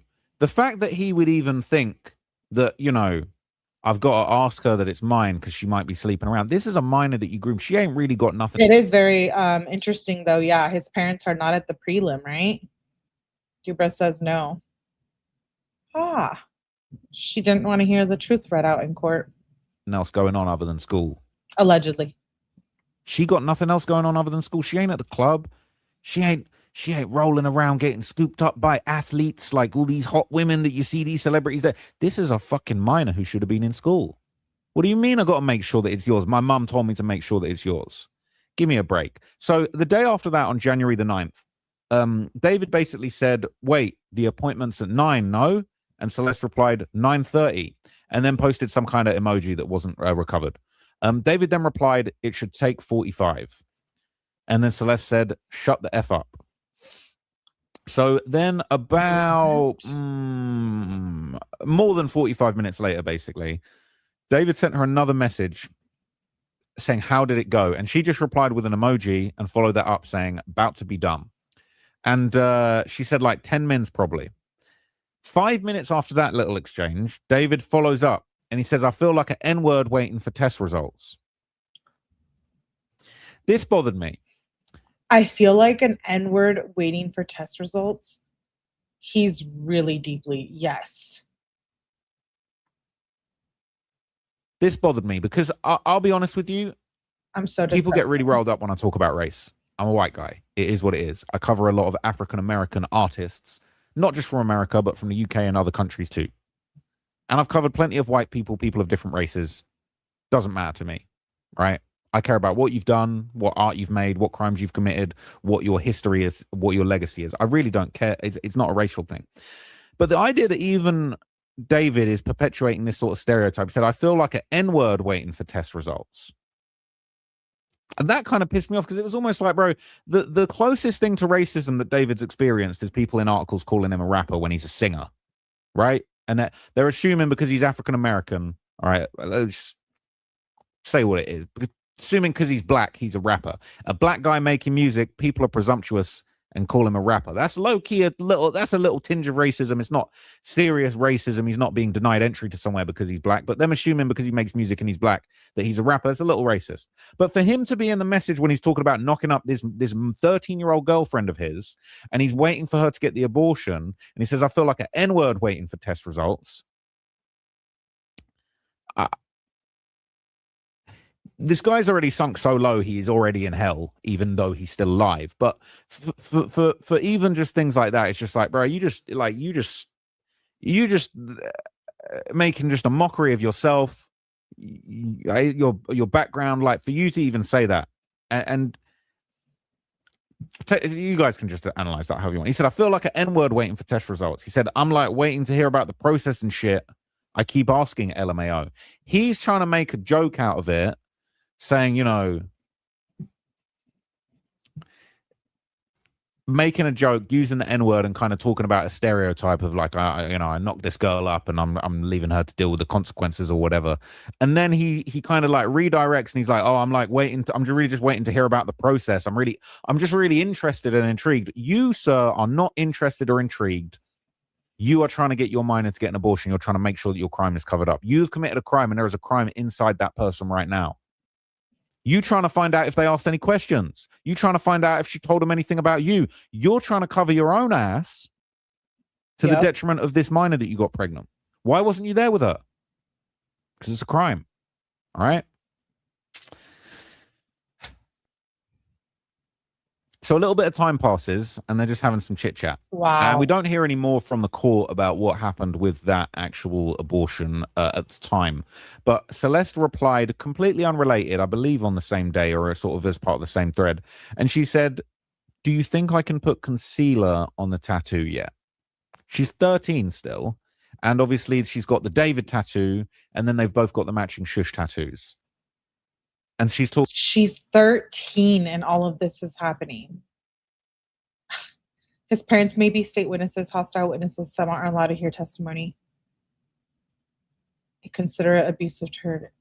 I am outraged. Talking about, I need to be able, do you think it's like enough time has passed from me getting the tattoo that I can put concealer on it to cover it up? And we didn't hear a reply from that. Now, the following, the following month on February the 10th, 2024, we kind of see like a series of exchanges. And again, the court were reminded that she was 13 at this point. So the first of note that was brought up was on February the 11th. It was around 11:28 in the morning. I mean, we kind of expected something, right? Because the mom they were fighting the subpoena. They never testified at the grand jury. That was the whole thing. They automatically started moving all his assets. It's like they knew what was about to happen. And David basically said to her, I can't believe this. David said to her, I see you on the 14th for V-Day. 15th is the operation. And Celeste replied, KK. Now, I was in the court. I was thinking operation. Like, is he getting surgery? Is she getting surgery? Is he getting her no way is he getting her some implants of some sort. That's crazy. But no. This operation was them moving in together, right?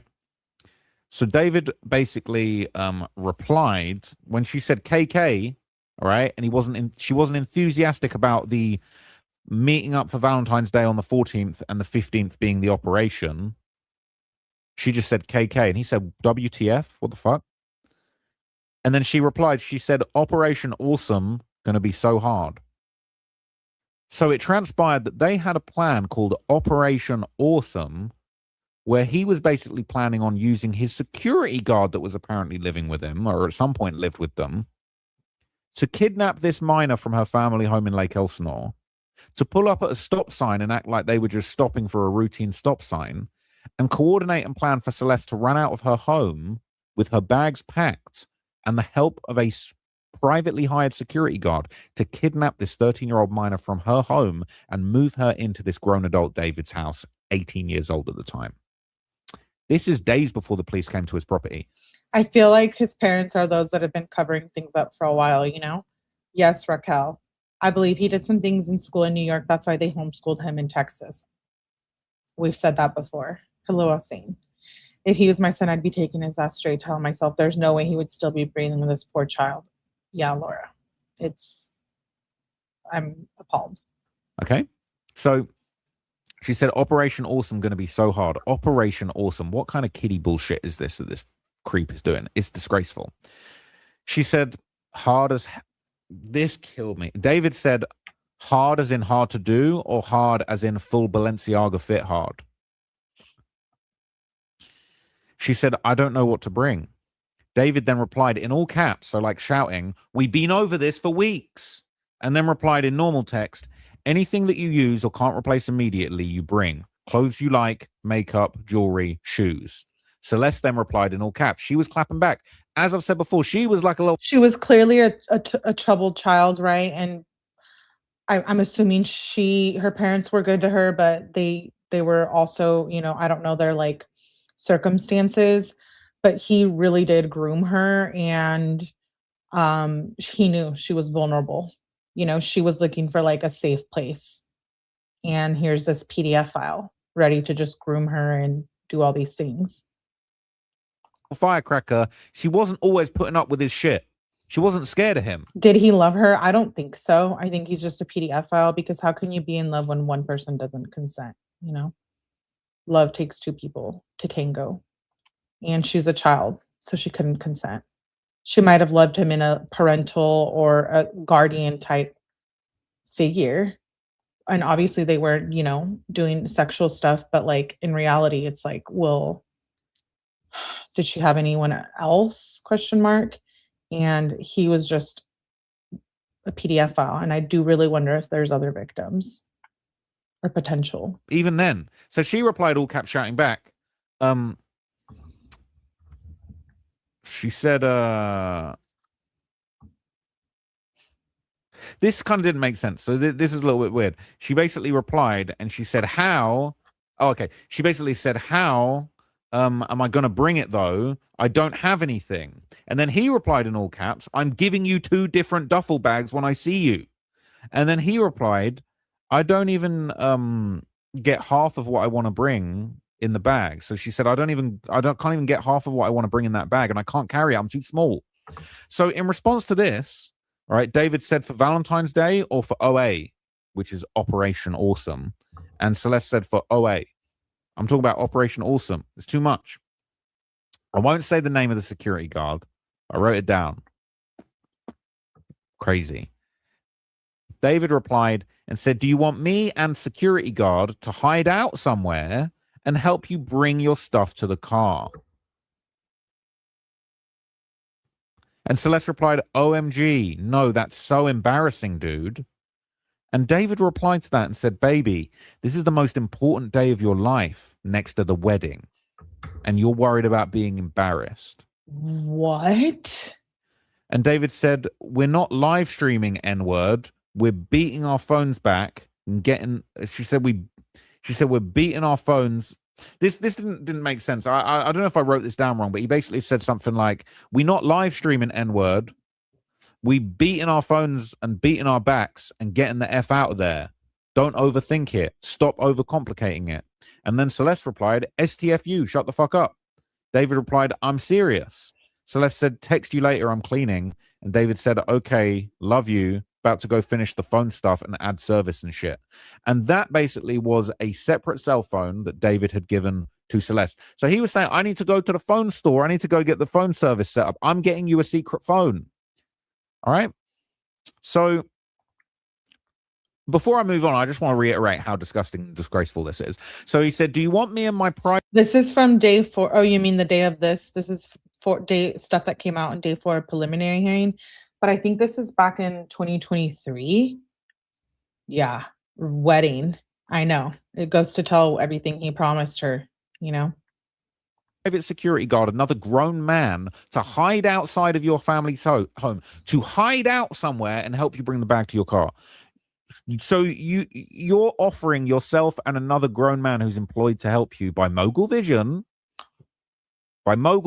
Sounds like the live-in security guard needs to be arrested or charged too. Vision, who hired the security guard. Uh-oh. You are basically saying, would you like us to hide out near your family home in the cover of darkness and just sneak around and help you bring your bags to the car so that we can kidnap you? And she's saying this is embarrassing. And he had the gall to say, this is the most important day of your life next to the wedding. This is a 13-year-old minor. You talking about this is the most important day of your life that I'm going to kidnap you from your family home.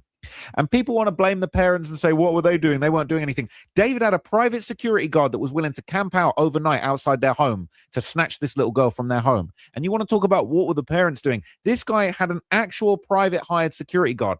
God forbid the family didn't try and intervene and fight David's private security to stop their daughter being abducted. Is ridiculous. It's absolutely ridiculous. And I actually wish the parents, I mean, you know, I understand why the parents felt like they needed to leave the court, but I wonder if they're even aware of some of these details. So David basically got back to her, and they were speaking in the afternoon on Valentine's Day, February the 14th, 2024.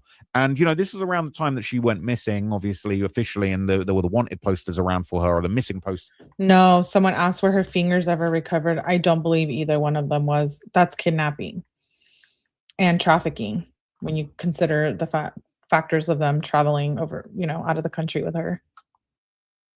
For her. But David kind of had a back and forth with her about the night. About the plans for Operation Stop Sign. Sorry, Operation Awesome. David said, so explain to me what you want to do. I'll tell security. He said the name, but I'm not going to say the name. He said, I'll tell security, stop at the stop sign, and you run out and make, and you make multiple trips out to the car. Celeste said, hell no, just tell him, get to the stop sign. David then says, so how are you going to carry the heavy bag? Celeste said, it's not going to be heavy if it's that small. David said, no, you're supposed to use the duffel bag I got you and what you used last time. What you used last time, if that's bigger, just use that. And Celeste said, I literally don't have anything to pack with. She sent an emoji that's unknown, and she said, she's just said, I got a tote bag. David said, why you ain't tell me N-word? And that was all caps. So she said, why you ain't tell me N-word? And she says, I did. David said, third birthday. Oh, I hate how he talks to her. Birkin then, fuck it. So he's joking like, oh, I guess I'll get you another Birkin. I'll get you a Birkin bag, right?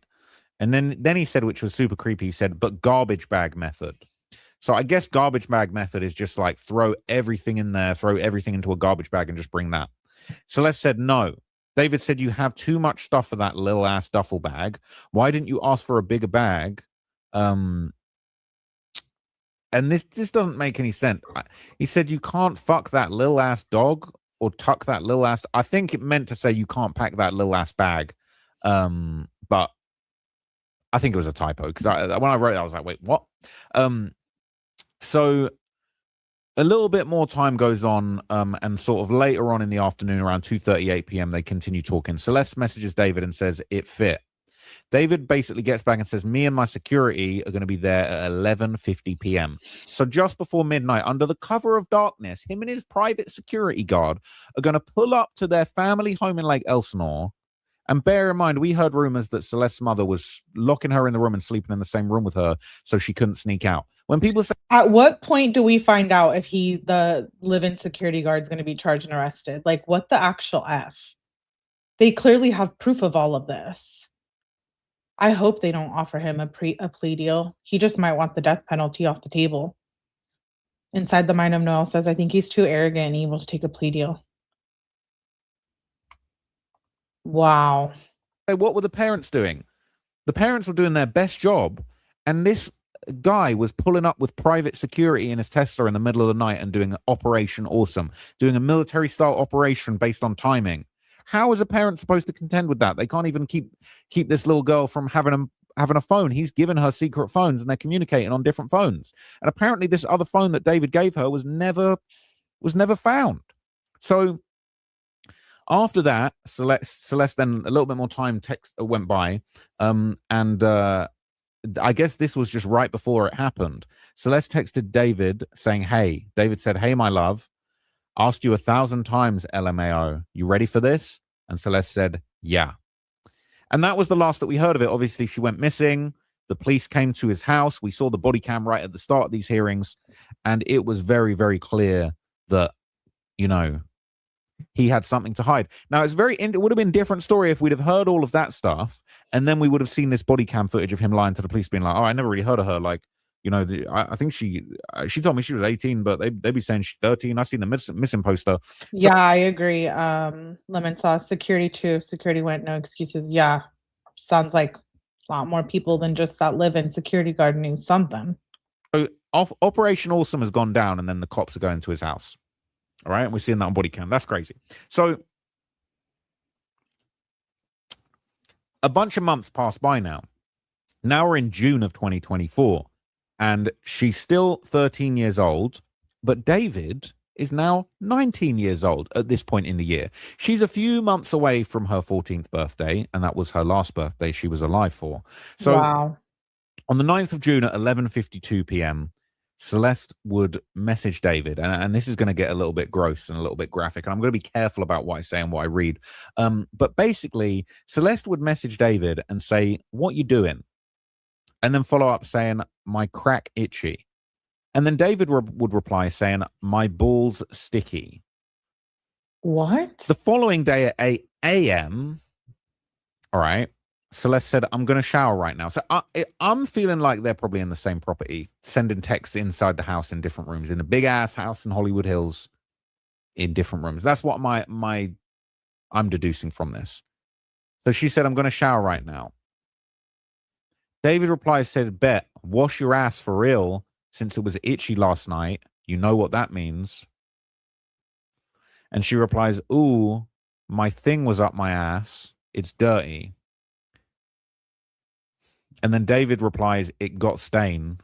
And then C replies, "I feel sore as fuck." I am shook. I'm rewinding that. Now we're in June of 2024. And What? she's still 13 years old, but David is now 19 years old at this point in the year. She's a few months away from her 14th birthday, and that was her last birthday she was alive for. So on the 9th of June at 11:52 p.m., Celeste would message David, and this is going to get a little bit gross and a little bit graphic, and I'm going to be careful about what I say and what I read. But basically, Celeste would message David and say, "What you doing?" And then follow up saying, "My crack itchy." And then David would reply saying, "My balls sticky." What the? The following day at 8 a.m., all right, Celeste said, "I'm going to shower right now." So I'm feeling like they're probably in the same problem. I know, like, hurt people, you know, like that whole thing with PDF files and stuff, but I'm curious about David's childhood and past and more of the dynamics with his family. Property, sending texts inside the house in different rooms, in a big ass house in Hollywood Hills, in different rooms. That's what I'm deducing from this. So she said, "I'm going to shower right now."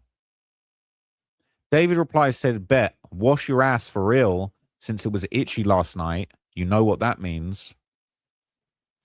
And she replies, "Ooh, my thing was up my ass. It's dirty."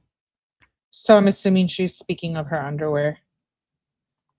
And then David replies, "It got stained."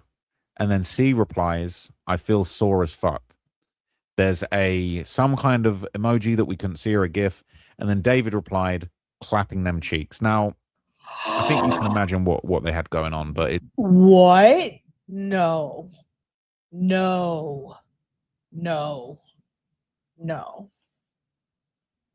Fucking wow. and then C replies, "I feel sore as fuck." Believe this. There's some kind of emoji that we couldn't see, or a GIF.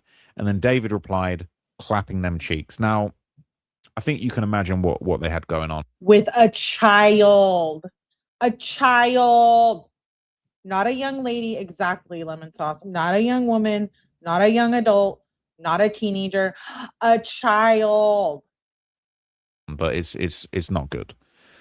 I'm sick. Later on, Celeste would contact David separately and basically say, "What if the first abortion didn't work?" David said, "You would have a baby bump. You had hella periods since. What are you smoking?" A little time passed, and then Celeste would message David on a separate occasion. I didn't get the exact date, but it was between June the 11th and between the 10th and the 13th. So I didn't get the exact date, but it would be between June and 10th and 13th. Celeste messaged David and said, and I'm assuming they're sort of cohabiting at this point, or at least they're spending a lot of time together. Celeste says, "We need to record everything we do for when we don't see each other."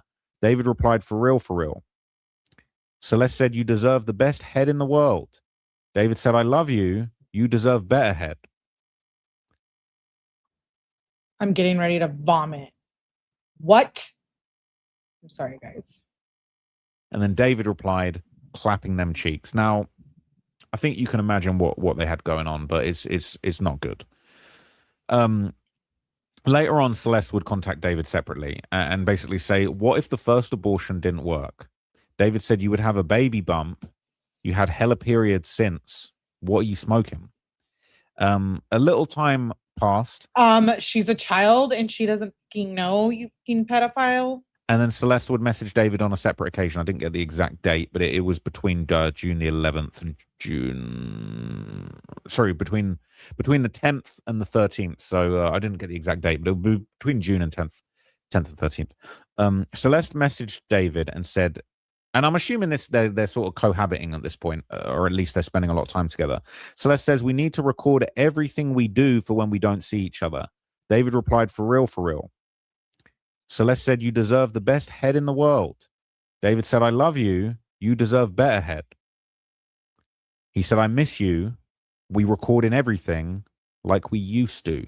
And bear in mind, this testimony is coming after they've confirmed 48 illegal videos had been found. Sounds like they got them videos. Wow. Wow. Found on his phone. 48 videos. And I'm assuming they're sort of cohabiting at this point, or at least they're spending a lot of time together. Celeste says, we need to record everything we do for when we don't see each other. David replied, for real, for real. Celeste said, you deserve the best head in the world. David said, I love you. You deserve better head. He said, I miss you. We record in everything like we used to. And bear in mind, this testimony is coming after they've confirmed 48 illegal videos had been found on his phone.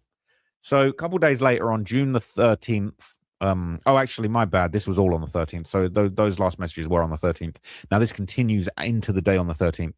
Celeste says, I sent you a titty vid on Instagram. Open it tomorrow. David said, I just opened it and Will jumped. And apparently Will, according to the detective, is a nickname for his thing, his wiener. He has a nickname for his wiener. Yeah. In the UK, they call it a willy. I don't know if you ever heard that. That's people call it a willy. Maybe it's a UKism. They did go to the UK. I don't know. That is fucking sick. Celeste sent him another message saying, we need a makeout vid. We only had kisses. And then David replied, dead ass. No more pics, more vids. Celeste replied, need a pic of my angle of you giving me back shots.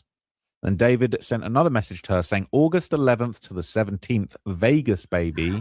I cannot believe what I'm hearing right now between a 13-year-old and a grown, well, definitely not a man, whatever he is. I don't know if you ever heard that. That's people call it a willy. Maybe it's a UKism. They did go to the UK. I don't know. Celeste sent him another message saying, we need a makeout vid. We only had kisses. And then David replied, dead ass. No more pics, more vids. Celeste replied, need a pic of my angle of you giving me back shots. And David sent another message to her saying, August 11th to the 17th, Vegas, baby, booked, Trump Hotel. And you know what Celeste replied to his dumbass? Celeste said, how much did your dumbass pay to stay at the Trump Hotel? So all this other stuff you're going to see. He's talking about, yeah, book the hotel for the Trump Hotel. She ain't like, yeah, baby, thank you. She like, how much did your dumbass pay? This guy was a dumb trick, even when he's messing with the minor, which is just embarrassing for him. And I'm delighted to see that. A little bit of time passes by, and David sent another message. You know what he said? He said, I can't wait to move in together without cops bitching, baby. I'll see you more and take you out every day. And she said, I miss you so much. And then he replied, you're going to be with me everywhere. Now, what's crazy about this is nuts. That is, it's like he's talking about, oh, I can't wait to move in together without cops bitching. How on earth did this guy think after the cops had already been to his house and the cops were bitching because there's a missing minor, you're doing Operation Awesome, kidnapping a minor with your security? How did you think you could just be on your phone talking about, oh, I can't wait to move in with this minor, cops are bitching, I'm going to take you out every day? this guy is actually disconnected from reality, if you ask me. So a little bit of time passed, and David sent a message saying, 4-year vacation, slide back. This is what he was saying that they were going to do. He was saying this kind of out of nowhere, like a gap of time passes. I don't know what message was sent in between, but he said 4-year vacation, slide back, get the rest of your documents, and we get married in Italy and dip out the country. So he's basically saying, get your passport and we're going to dip out the country and go get married in Italy. This is still a 13-year-old. What do you mean get married in Italy to a minor? What? And then Celeste just replied, David. And then David replied, LMFAO. After all these OAs. What's the defense for this? Like, what is actually what, like, we can finally make it happen without all these police and posters.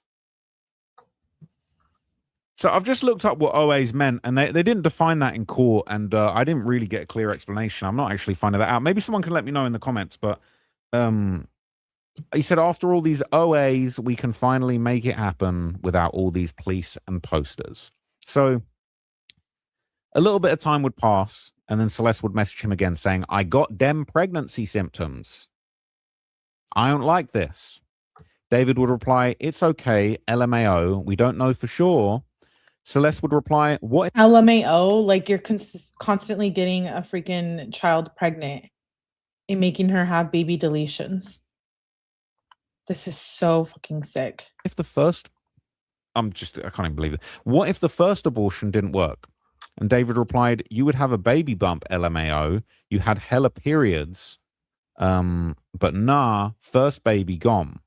And she said, I hope. Talking about first baby gone. How many times did they go through this? It's not clear. They didn't at any point during the proceedings say that, like, hello. They didn't at any point during the proceedings say, like, oh, there was confirmed 3 abortions, 2 abortions. It felt like there was at least 2 talked about. Oh, okay. I see what you got going on here. Okay. It's not time for that. It's not time. Okay. All right. You are interrupting my journalism, sir. Thank you. He still wants it. Don't try it again. We're not cute. It's not time for that. Don't jump up. Don't do it. No. Right. Okay. We're gonna have to tuck these into the notebook so you cannot see them as prey. Thank you. Sorry. I hope that's not inappropriate. This is just me living my life, and my cat is in the room. I leave my door open when I'm recording because he gets sad otherwise. Anyway, guys, sorry. So from there, actually, we did have a break. So that actually was an appropriate time for this cute little guy to interrupt me. But basically, after that, there was a break. That's when I kind of did a couple of little updates on some of the details that I had heard for you guys. You probably saw that on my social media, on shorts and TikToks and whatever. But after we came back from the break, we just got straight back into the testimony. So from there, David sent her a message, a longer-ish message, and it was once again about the abortion issue. He said, let's let this abortion be our last one until we have the real one. If you're actually pregnant, if we have twins, cool. We wanted 2. Anything more, and it's going to be adoption. I'm going to read that to you again just so you fully understand what nonsense this guy is saying to this girl. He's selling her a dream and lying to her, in my opinion. He said, let's let this abortion be our last one. So at least 2. Sounds like this could be as many as 3. He is sending this. She's still 13. She's sending this minor to get abortion after abortion. It's a joke. Let's let this abortion be our last one till we have the real one. If you're actually pregnant, if we have twins, cool. We wanted 2. Anything more is adoption. Selling her a dream so that she goes and gets the abortion, gets rid of the evidence. That's getting married, moving in with him, having a baby. Like, I bet she knew a tons of other stuff about him too. Really what he's looking for. He's selling her a dream so she does what he wants. She replies, but what if they're the same gender? And David said, damn, didn't think of that. He's selling a dream. Then he said, we have a clear vision of how we want to build our family, right? We have a clear vision of how we want to build our family, right? She posts some kind of emoji that wasn't seen. And you know what he said after that? He said, I don't want your pussy getting crazy loose. And he said, and I... Oh my God. No. He literally just talks to her so degrading and I hope he didn't make her do stuff with other people. After that, he said, I don't want your pussy getting crazy loose. And he said, and I also got another business credit card approved for you to use. So whatever you buy is a tax write-off in LA, clothes, food, and whatever you want, you can buy. There it is. There it is. Yep. He was giving her all this money to hide everything. He is selling her a dream. Isn't it convenient? And for him to say that I don't want your pee getting crazy loose is disgusting. But this is a minor. But after that, he's dropping, oh, by the way, I got you a business card. You can buy anything you want. Just get that abortion done. That's the vibe that he's given off. So ironically, after she basically is told that she can have a business credit card and buy whatever she wants as a tax write-off, which sounds to me like the IRS maybe should look into David and Mogul Vision if that's what was going on. But she replies like the female symbol. So I guess that saved. It wasn't an emoji. It was like, I guess like you can type that as a figure into a phone and into like key codes. It's like, you've got all the 26 letters of the alphabet and dollar signs and things like that can actually be reproduced by the Apple's keyboard. So I guess the sort of female sex symbol, the opposite of like what Austin Powers used to wear on a chain. That's the best reference point I can even think of on the spot. But basically, that is essentially what she replies. So she just sends the female sex symbol back to him saying that you can have an unlimited company credit card on the company dime. And then she just sends another message saying jewelry, smiley face. So she low-key taking him for all he's got. And I respect it, to be honest. She treating him like a diabolical trick. And, he's just a sucker and a simp that's just going for it with this minor. Absolute clown. If she wasn't a minor, this would be low-key embarrassing. But anyway, it's even worse and despicable and illegal, and we're gonna see how that all works out for him. Now after that, David sends her another message, and again it's like bear in mind he's given her all this spiel. Oh, you're gonna have we're gonna have kids, we're gonna have twins, and we're gonna just get the abortion, and you're gonna have an unlimited credit card and jewelry. And then he follows up. He says, I just don't want no posters, and you've got to be able to get on planes. I can pay you and give you a credit card so you don't have to worry about the money part. And when he says I can posters, as in missing posters, pay you, I'm not going to lie, that sounded a little bit like he was talking about giving her a job, putting her on the payroll. It wasn't, I can send you money, I can send you a band, I can send you 10 bands. It was, he's licking me. It was, I can pay you. You can get on planes now. Was he employing her? Was Mogul Vision employing her? He said that we don't have to worry about the money part. I just don't want no posters. And you've got to be able to get on planes. So full-blown international trafficking. Definitely interstate trafficking because she went to Texas. But full-blown international trafficking took her to London. Absolutely insane. So they would continue their discourse on June the 14th, 2024 at 10:21 p.m. When Celeste would say, Plan B pic might look cute in there, though. And if you remember, I told you earlier that she basically took a picture that was almost like, imagine like you taking a pic. Imagine I'm taking a pic of my cat right now, and then I'm holding a bottle of Plan B in front of him. Like, you know what I'm going to do? Pretend this hand sanitizer is Plan B, and pretend my lovely cat is David. All right? Imagine the hand sanitizer is Plan B and the cat is David. She's posting we saw in court a picture like this. Can you see that? Let me turn the brightness down. That might be a problem. I just want to illustrate this just very obviously. I'm going to get it in focus. It's going to be worth it.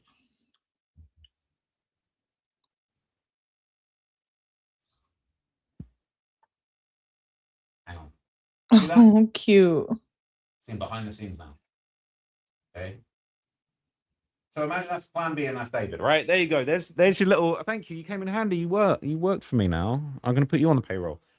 So imagine that. All right. That's an image that we're shown earlier on this image of this plan B. The kitty's like, B, I run your payroll. Along with a bunch of selfies of them two together. You can see both of their faces bright and clear. Celeste says, I think that plan B pic might look cute in there. So I guess he's doing some kind of like Instagram carousel, or he's doing a post getting her advice. David is sick. And David says, oh yeah, send it to me. OMG, dude, our first plan B pic is effing gone. No, OMG, dude, our first plan B video is effing gone. I'm so mad. She says, for real? And David says, unless you have it somewhere. And she says, no.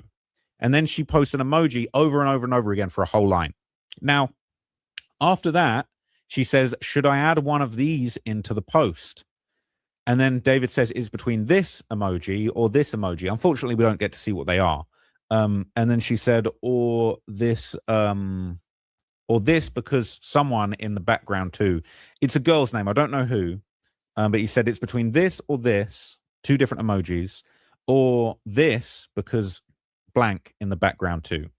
And then Celeste replied, pick plan B, the blurry one though. And we did see that plan B image a few different times from different angles, and one of them was blurrier than others. So I guess, you know, she on this thing of like, it's cool aesthetic to show the more blurry version of the picture. But the fact that he even considered posting up a picture of the plan B next to him, I don't even know if that got posted. I don't know if that was something that circulated on the Reddit or something. But after. So now I'm wondering, like, we obviously know David's stupid as hell, but like, I have theories now on if the security guard, the live-in security guard, was aware. Could it be that possibly he had something to do with moving the car? I don't know. It sounds very suspicious. He really thought he would get away with it. Reddit is coming for his mom hard. It's only going to get worse. Colleen, you better just turn yourself in. After that, David said, I want to repost. She said, I want to repost and post about you type of vibe. So basically, it's like he wants to be able to post, but she can't be in it. And bear in mind, we saw these other images going around social media of like her with her arm around David, or her with her arm in the frame, or her with her face covered up. He wanted to post her. He wanted to show her off. This was kind of part of his whole little deceit and thing that he had going on. It's part of the grooming process. Like, oh, let me put her out there. Let me make her feel like she's also famous and involved, so I could keep on graping her and grooming her. On with her, where he basically, like, he couldn't show that she was a minor, but he wanted to tease and put clues out there and show her. And she said, oh, you can't see my hair there, it's red.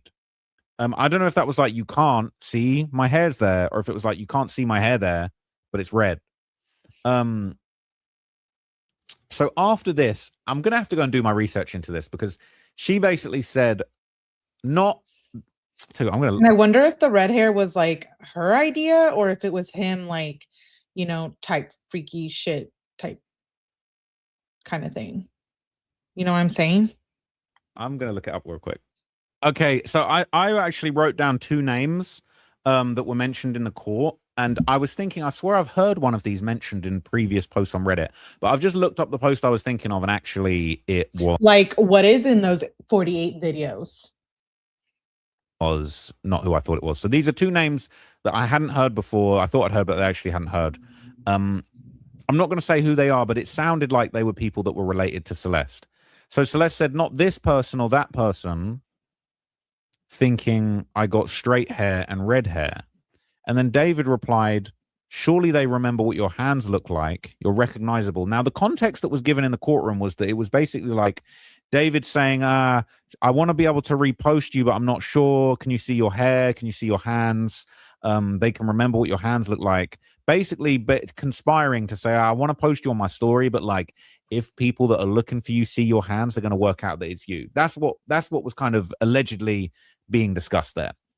So a little bit of time passes, and they kind of remind the courtroom that David's 19, Celeste is still 13 at this point. So out of nowhere, later on that month of June, Celeste drops David a text. In case anyone was still wondering, still 13, still a child. She says, I miss fucking. David says, I know. Now, what? No. Oh my God, my heart is gonna fall out of my butt. Literally. That's what was kind of allegedly being discussed there. So a little bit of time passes, and they kind of remind the courtroom that David's 19, Celeste is still 13 at this point. So out of nowhere, later on that month of June, Celeste drops David a text. She says, "I miss fucking." David says, "I know. Now that I think about it, we got really good at sex, bruh." So a little while after that, on June the 19th at 1:18 a.m., Celeste would then message David and say, "Your mum know we had sex yet?" Why does Colleen need to know? So she could help take care of a problem if there was one? Sick lady, in my opinion. David would reply, and this is verbatim what was said in the courtroom and in the messages. I wrote this down. I was very careful to write this down exactly because I was probably paraphrasing earlier. She said, "Your mum know we had sex yet?" David said, word for word, "She thinks that's the first thing we're going to do when we see each other." I'm trying not to scream into the mic because you'll be deaf and sending me a bill. But listen, this is insane. She thinks that's the first thing we're going to do when we see each other. She thinks that's the first thing we're going to do when we see each other. She said, "Your mum know we have sex yet?" He's 19, she's 13. He says she thinks that's the first thing we're going to do when we see each other. Now, at some point... Colleen, we just need to know. We just need to know why you actually thought a child having SCX with your son was appropriate. Can you help us understand, please, lady? Right. What's really interesting, not yet, but in a few months' time... So, clearly, David's mother was aware of Celeste. Clearly, there were at least inferences and assumptions about some kind of sexual relationship going on between them.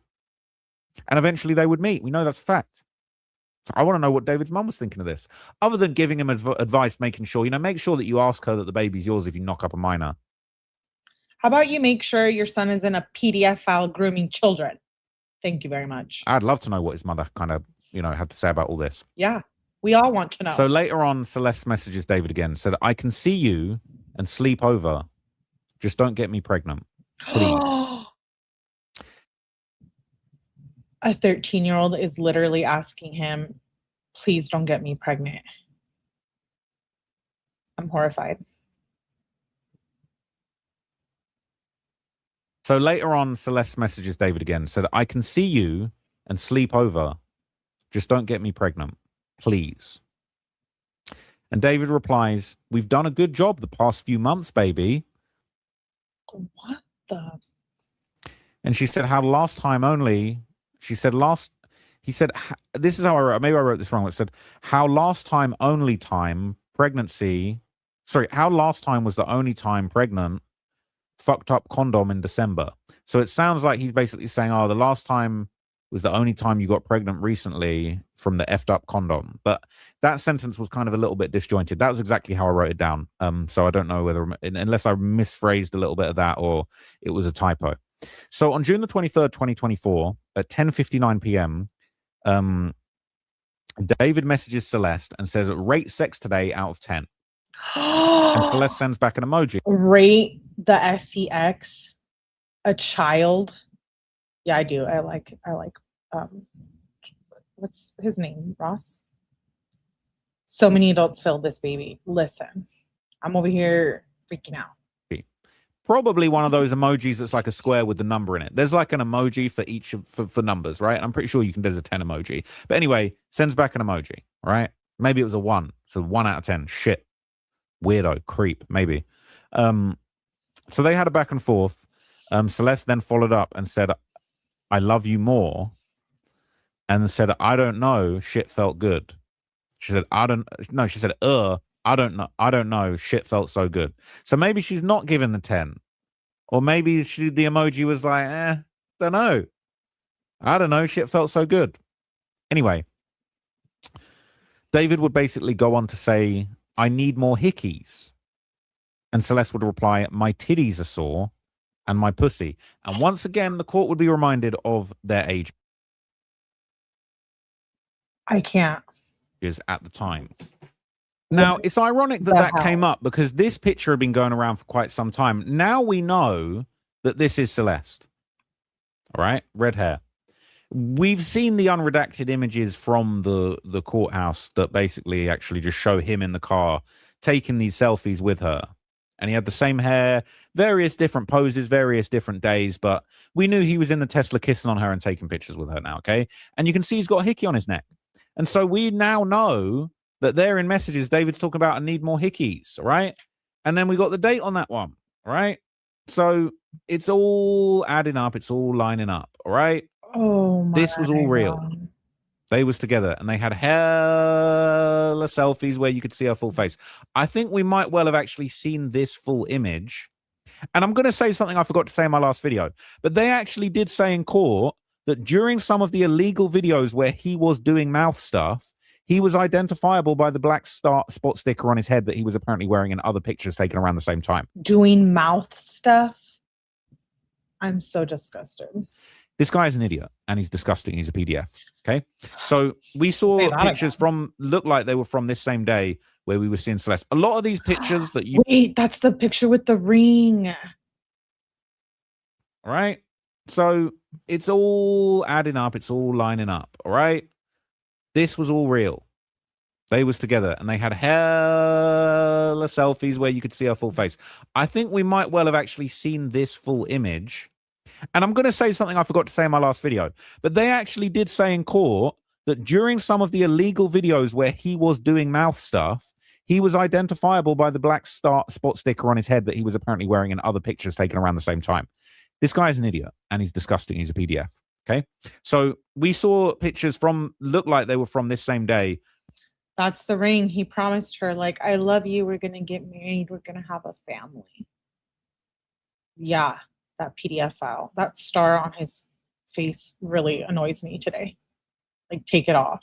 You're dumb as hell. Where we were seeing Celeste. A lot of these pictures that you've seen here, we saw like, clearly they probably took 6 or 7 pictures on this occasion where Celeste appeared just bait face in a few of them. Right. So we actually saw the sort of real life, real deal accompanying pics that would go along with these sort of teaser pics, including like an even better, higher quality close up of the engagement ring, etc. But he was often identifiable with this stupid spot star sticker on his head. Now, some people have called me out for wearing spot star stickers. At the end of the day, look, we all That's funny. I said the same thing. get acne, whether you're a diabolical PDF like David or a little internet Reddit nerd like me. Now, the use of the star sticker isn't indicative of anything, but that helped them identify this clown when he was doing despicable stuff. All right. For me, sometimes I just get acne. My skin's it's been pretty oily from the courthouse. I'm not going to lie. Some of those videos wasn't looking good, but regardless, who cares about any of that? I'm just pointing out that those spot stars were brought up. They were apparently included in several of the illegal videos, and it was just another little bit of icing on the cake of David being cooked. Anyway, it just gets worse and worse. So David would contact her another time in June 2024, and he would say, let me know if I'm ever too rough, baby. And she says, you're not, but it's sore. Later that day, apparently that very day, June the 24th, 2024, when those messages had gone back and forth, this lined up with 9 illegal videos that specifically were taken and found on his phone, particularly pictures where mouth stuff was happening. And there were pictures of him with his face next to the most sensitive area of your body that you wouldn't show in public, let's say. The most. So a few days passed by. On June the 26th, there would be more videos of David doing mouth stuff. And then that same day... David doing mouth stuff is so disgusting. Celeste would text David on that day and say, give me a sex. And David would reply, KKK. That's what they said. The following day at 9 a.m., so the next morning, Celeste would message David, all caps, saying, we fucked, and it hurt, and it hit, SMMMM, so much. And then David replied, he said, nah. Oh, no, I think it's a nah. I remember every time you say ow when we F. He said fuck. I'll just say it. Who knows? Who knows? I'm just going to have to say at this point, this video is just like. Wow, this is so disturbing. I just want you to know what he said. He said, "No, She's telling him it hurt when they. Oh my god! I remember every time you say "ow" when we fuck. Last time you didn't say it once." And Celeste replied, "I ran to the bathroom. My Don't get confused. We're still talking about a 13-year-old here. pussy and butt hurty." Then David. Wait, what? Oh my god, I can't. To know what he said. He said, "No, I remember every time you say "ow" when we fuck. Last time you didn't say it once." And Celeste replied, "I ran to the bathroom. My pussy and butt hurty." Then David replied, "That was just pussy. That was just pussy. Stop the cap." And then she replied, "Tender and hurty, so hurtness." And so she kind of talking to him in this baby voice. Maybe he liked that, but she talking about tender and hurty. It's so hurty. That's like infantilizing kind of way to talk. She talking about so hurty. On July the 9th, 2024 at 1:25 Because she's a child still. a.m., David messaged her. He said, "I'm thinking about your abortion gift." Maybe, I guess another one was coming. She said to him, "I want Balenciaga hourglass purse." I've never seen one of these. Let me look that up. So I guess this is the purse that she was looking for, Balenciaga hourglass purse. I've never seen one of these before. It's kind of interesting shape. That's what she wanted. And they retail for $2,900. Some of them are going on the secondary market, an older one for $900. So that's what apparently she was looking to have for her abortion gift. All right? An abortion gift for a 13-year-old child. So I lost my page there. My God, this is crazy. So she then said to him, "Do you ever just sit there and think we have a whole ass sex tape?" And David replied, "A few of them, yep." And Celeste replied, What the fuck? 15, no. Wait, hang on. Oh my god. A few of them, yep. I don't know if I didn't write this right, but I think she said a few of them, yep. No, she did say this. I was really thinking, no way did I write that. That's actually what was said, but no. He said a few of them, yep. And she said 15, no. Or no, 15, no leak it, please. And let me read this sentence again, because I was kind of thinking like, that don't make sense. But now actually I've thought about it. It makes sense. She said, you ever just think we have a whole ass sex tape? He said, few of them, yep. She said 15, no leak it, please. And he replied, N-word, you don't leak it. That's an illegal video. Imagine. So the idea that like he murdered her because she was going to expose him, he gave her that ammunition. Yes, I agree. Encouraging each other to record this illegal videos. And he's surely at some point he considered the possibility. And who else has access to those videos or did, if anyone? Making jokes, talking about you don't leak it. So a day after that, on July the 10th, 2024, at 11:21 p.m., sorry, Celeste messaged David and said, does anyone even know we even had sex? And I feel like this is when we're starting to see a sort of suspicious side of her coming out. She's starting to realize, what's this fucking creep got me into? She says, does anyone even know that we even had sex? And then she follows up. She says, then let's get married next year and make the baby simply. And David replied, nope, and I would like to keep it that way before we're married. David then sends her a message saying, can I fuck you pressed up against the window in Vegas? Celeste says, want to. And David says, want to fuck everywhere. We still ain't fuck on the couch yet. And Celeste said, let me F you on the couch. I'm going to stop saying fuck. Fuck it. Celeste says, let me fuck you on the couch next time, baby. I'm going to ride that shit. And then David said, yes, mommy. This is so sick. I cannot believe this. It's 1,000 times worse than I ever imagined. And then David basically goes on to say, I just need my face between your thighs. And then she replies, you're always between my legs in general. Then on August the 22nd, 2024 at 3:41 p.m., During this period of time, Celeste went to stay with an aunt in Los Angeles County. And during this time, David sent her a long text. Now, it's unclear whether she was staying there permanently, if she was there on a trip. This is the part where I lost some of the text. It was going so quick. So let me just quickly search and see if another journalist with a laptop typed it out in full in that short period of time. And I'll read the thing in its entirety. But if not, I'll just read you everything I did write down. Okay, I've just done a pretty extensive Google search, and despite other journalists having laptops in the room, I wasn't allowed to have a laptop, right? Like the first couple of days I was allowed a laptop. Somebody did some dumb shit, and then they ruined it for all the independent journalists. So you could only have a laptop if you were mainstream media with all these credentials, okay? Even though I've been trying to get my credentials, and they won't give them to me because I'm a YouTuber. Anyway, that's a separate story. But I wasn't allowed a laptop for these last 2.5 days. So I had to write everything out by hand.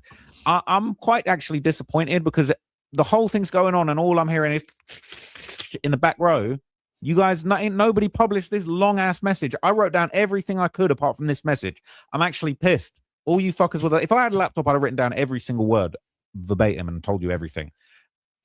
Shout out to all the other journalists there, but it's this type of thing that pisses me off. You lot don't respect me as a journalist because I'm independent and post on YouTube, but ain't not one of you got the information that you needed to do. None of you was getting busy with the laptop. What the fuck were you typing? What were you typing? You didn't get this. So I'll read you everything that I could, and I'll let you know that there were gaps because it was moving way too quick. Not him calling everyone out. It was shown on screen very briefly. The detective read it, and then they moved on. It was gone. I wrote down as much as I could. I don't think I missed anything else other than this long message that basically, while Celeste was staying at her aunt's house in LA, David sent her this big, long, pissed off message. I'll read you as much of it as I can, but I'm so disappointed that nobody had that and put that up there. I think this is so important. If I was allowed a laptop, I would have given you exactly what was said. Anyway, she said, so David sent her this really long moaning message. He said, I'm going to say one last thing and leave it on my end. You're enough for me. All I need. You used to come after 11 p.m. We used to drink and fuck. I missed. Used to drink and... Dude, she's 13. A little bit of information where he's talking a little bit more about what they used to get up to. But then he says, because of your situation, we couldn't. And I think he was saying we couldn't be together the way that we really wanted to.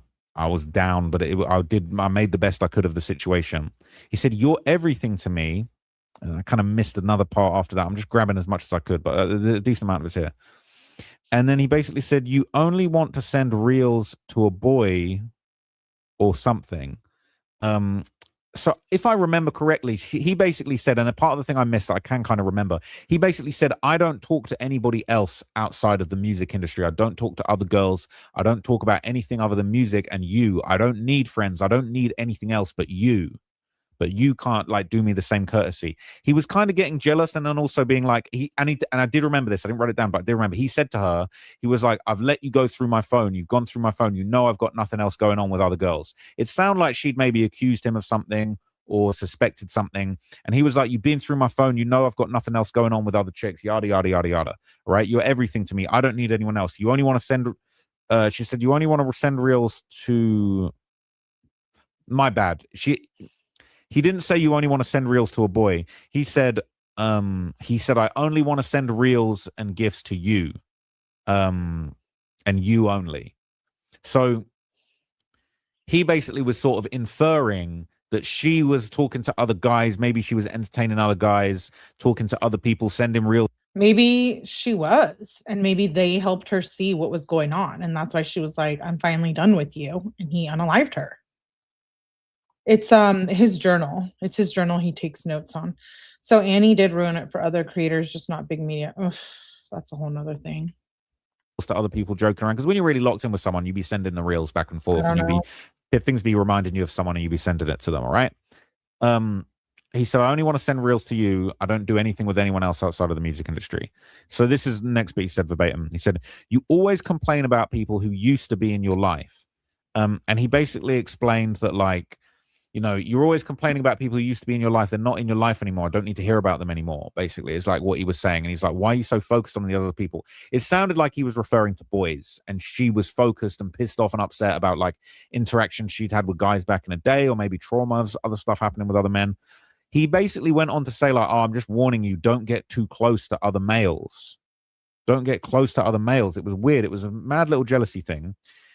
I missed some of what came after that, unfortunately. No one else had it. And then he basically said, we can spend more time together now. I missed the next part, and basically said, back then when I could only spend 2 nights a week with you, back then that was enough. And so it sounded like he was sort of saying, like, now we can spend more time together. But you're kind of like, it sounded like he was inferring she was like entertaining other guys, or even just like chatting to other guys. He was getting jealous. She was getting like suspicious of him, and basically was saying, like, now we can spend more time together. Back then, 2 nights a week were enough. She was realizing.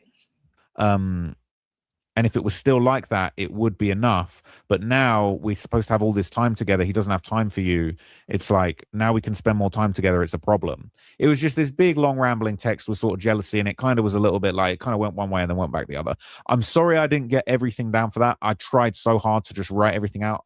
They went through this message so fast. I pretty much got everything else. But anyway, after that, okay, I believe just over a week passed.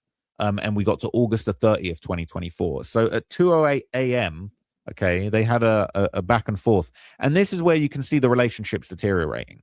So Celeste texts him and said, realistically, I care about you, but I killed my kid for you, in reference to the abortion.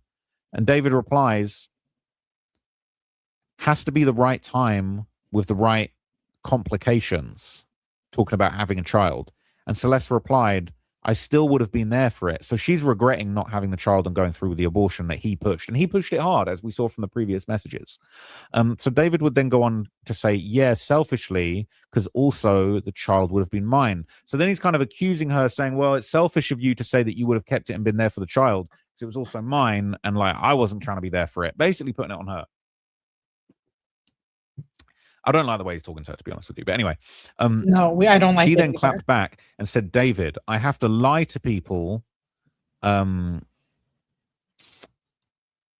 She said, "Some of my handwriting's getting bad because I was getting tired." She said, "David, I have to lie to people." We read this earlier in the article. Yeah, she said, "David, I have to lie to people." And even lie to my kid for the rest of my life. I would do anything to have the kid back. So she's basically saying, like, I've had to lie to my whole family about this abortion. I had to lie to everybody. I even would have to lie to my own kid.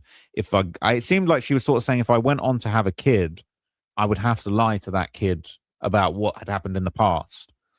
Wow. And, you know, their relationship, right? She said, I'd do anything to have it back. And she said, I still took a life of an innocent, literal baby.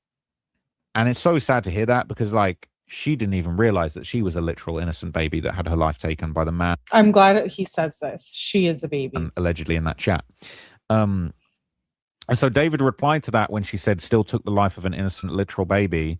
David just said, then let's end that there. And then Celeste replied, I can talk about it without crying. Like, previously she couldn't talk about it without crying. Now she can talk about it, so we can talk about it. We don't have to end it there. That's what was being inferred. Celeste went on to say, I'm willing to talk about my child. So she's talking about the child as if it was there. She said, I'm willing to talk about my child. And David said, I don't like talking when you're upset.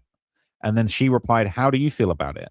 And David said, I'm saddened by it, more sad of how it was conceived. Outside of marriage and how I pictured it, I can't change it, but I can change for the next child. He's still manipulating her and grooming her. And rather than just being surreal of just like, bro, realistically, he made her have that abortion because he can't get caught rocking with a minor. As bright as day, that's what was going on. But here's the thing. He's manipulating her, saying, she's saying, how are you feeling about it? Like, don't you feel bad about killing this child? Like, he ain't thinking, right, he don't give a shit about that. But he's saying, I'm saddened by it. I'm more sad of how it came about. We weren't married, you know. He's pulling that. It's a whole manipulative relationship. Wow. And it was reaffirmed during this period of time that they were still having this adult relationship throughout this period. Now, on her birthday, her 14th birthday, September the 7th, 2024, she messages him and says, I haven't taken a pregnancy test in a minute. And he said, because you haven't missed a period, lol. And Celeste replied, I will take one when I see you. Now, wow. some this is a child, but some women are, and I've experienced it in my life, and it's not a problem, but some women are a little bit more paranoid than others when it comes to pregnancy. So some women maybe are a little bit more attuned to their body, their feelings, the sensations in their body. And, you know, I've experienced women in my lifetime that are maybe a little bit more like, yo, let's take a test. I'll be honest, I'm low key like, if things aren't happening on time, on schedule, I'm probably gonna like I might tell you to take a test. But anyway, that's besides the point. This is a minor. But she's basically saying, oh, I haven't taken a test. He's like, yeah, because you haven't missed your period. Like, it's not a big deal. She's like, I'll take one. Clearly, she's got it in her head. And no doubt she's got medical trauma for being sent to have multiple abortions. No shit. But anyway,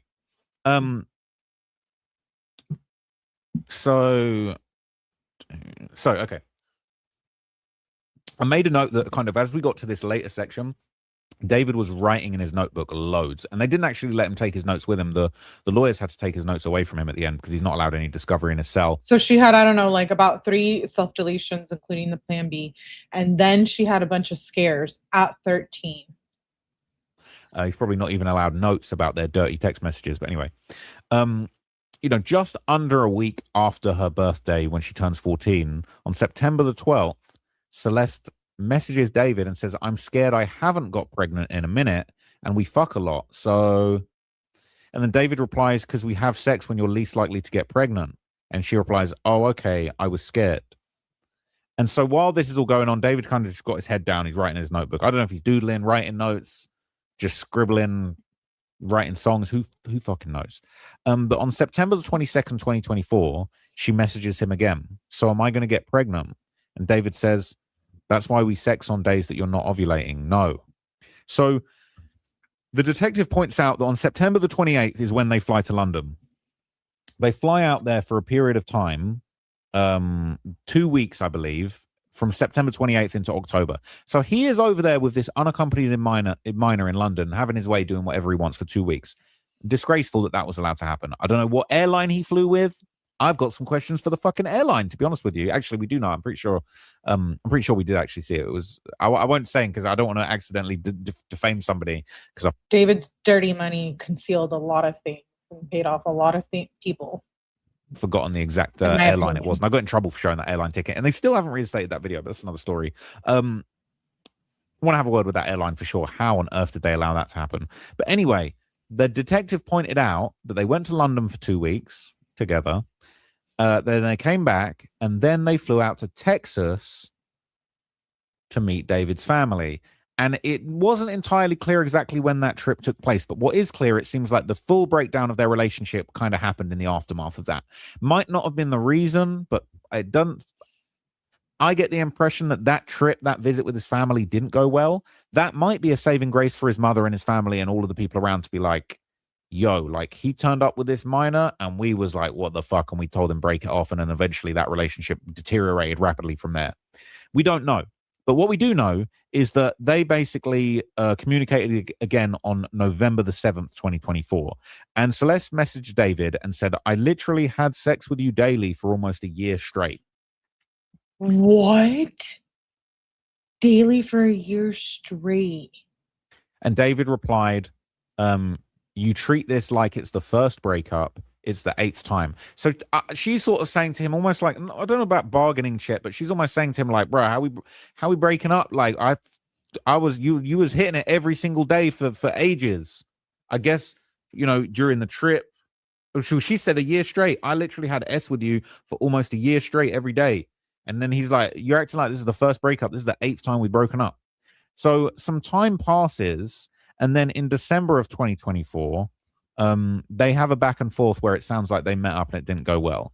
So Celeste messages David and says, I thought you invited me to your house to cuddle. She says, I was going to go home. We could have just kissed and left it at that. And David replied, you asked if I wanted sex and I folded. And then she replied, sex is a connection. And then David replied, then we stopped and you cried and I told you and then you asked again. I held you, and then you asked again. So she's basically saying sex is a connection. Like I'm guessing, I'm inferring that she had said, I want to make a connection. I want to reconnect with you. And then it's like they stopped having sex. She cried. He said, I held you, and then you asked again. And then she said, no, we made out. I was supposed to go home. And then David replies, like this happens every time you and I kiss, David said, like, this happens every time you initiate a kiss and I go with it. You ask me to be your boyfriend. I just follow your lead. Basically confirming that they were boyfriend and girlfriend, but he's blaming her, saying, I follow your lead. You, sir, are a grown man and this is a minor. This is a 13-year-old who just turned 14. Yeah, you PDF file. And you're talking about you initiate the kiss and I go with it. You ask me to be your boyfriend. I just follow your lead. Grow the fuck up. You're 19, bro. This is a minor. What are you talking about? So this is actually the final message that was shared between them. On March the 14th, 2025, they were still communicating, still discussing the sexual relationship. So at 8:22 p.m. on that day, Celeste basically texts him and says, we can be online friends, but not in person. I just want to move on. And David just replies, okay. And then Celeste replies, this isn't happening. I feel like we can't be in a balanced relationship. Maybe if things were different, but all we do is have sex and hang out. I want more for myself. And David just replied, boundary setting is terrible. And then Celeste replies, it's more than that. And wow, he's so evil. What a groomer. Ew. That was the end Ew. Of the hearing. It was damning stuff. Everything in order, considering the fact that we had heard, we see the body cam of the cops visiting his home. I'm not going to lie to you. Beth Silverman, the DA, she's damn near a storyteller, because the way that she had the evidence unfold day by day, it was almost like, I'm not going to lie, like it was a movie. Like she started off with these clues, the body cam footage, like she started off with this sensational body cam footage, and there was a bit of plausible deniability of like, well, it wasn't outright told to him that she was 13. He thought she was 18. It was like there was a little plausible deniability at the start, but then it's like we then backtracked. It was like a Tarantino film. The last thing that she showed us was all the text messages all the way back, all going back to 2022. The first thing she showed us was the body cam of the cops knocking on the door after the kidnapping. We didn't hear about Operation Awesome until the very last hour. And the first thing we're seeing is body cam footage that's like, you're thinking, oh, it can't be that bad. Now I know about Operation Awesome. I want to go back and see that body cam footage. I can't, because it's the end of the preliminaries and that information is not being made available to the public. But my God, what an absolutely insane experience. What an absolutely wild narrative that Beth Silverman, the deputy district attorney, has put together. And I'm assuming those are just freaking messages that we saw, Clearly, it's not everything. I really hope they don't offer him like a plea deal. That's still possible, yeah? Because he hasn't gone to trial yet. Yeah, she was mature for her age, but then at times, you could tell she was a kid. What was he thinking was going to happen? I mean, listen, the last time we covered him a day ago, he said that we found out that his mom is still working to get him an entertainment attorney. So they really think that he's going to freaking get out or something. I don't get it. He absolutely knew her age. Yeah, money kept some people hush hush. I say involve them all. Arrest them. I'm sure some of them will be giving up some information, though. Maybe some type of immunity, maybe, perhaps. After those texts he's cooked, and those are just selective, just like the Kenzie and Dom text messages. There's a lot more than we saw, I know he's covered a lot of this case, so I'm going to do another review on him soon. And also, like I told you guys at the beginning, I have the transcripts from the preliminary hearing for day 1. The rest are not available until the hearing is completely done and over with. So we are going to read those transcripts from day 1, and we are also going to read the Kenzie trial transcripts. I've been prepping for those.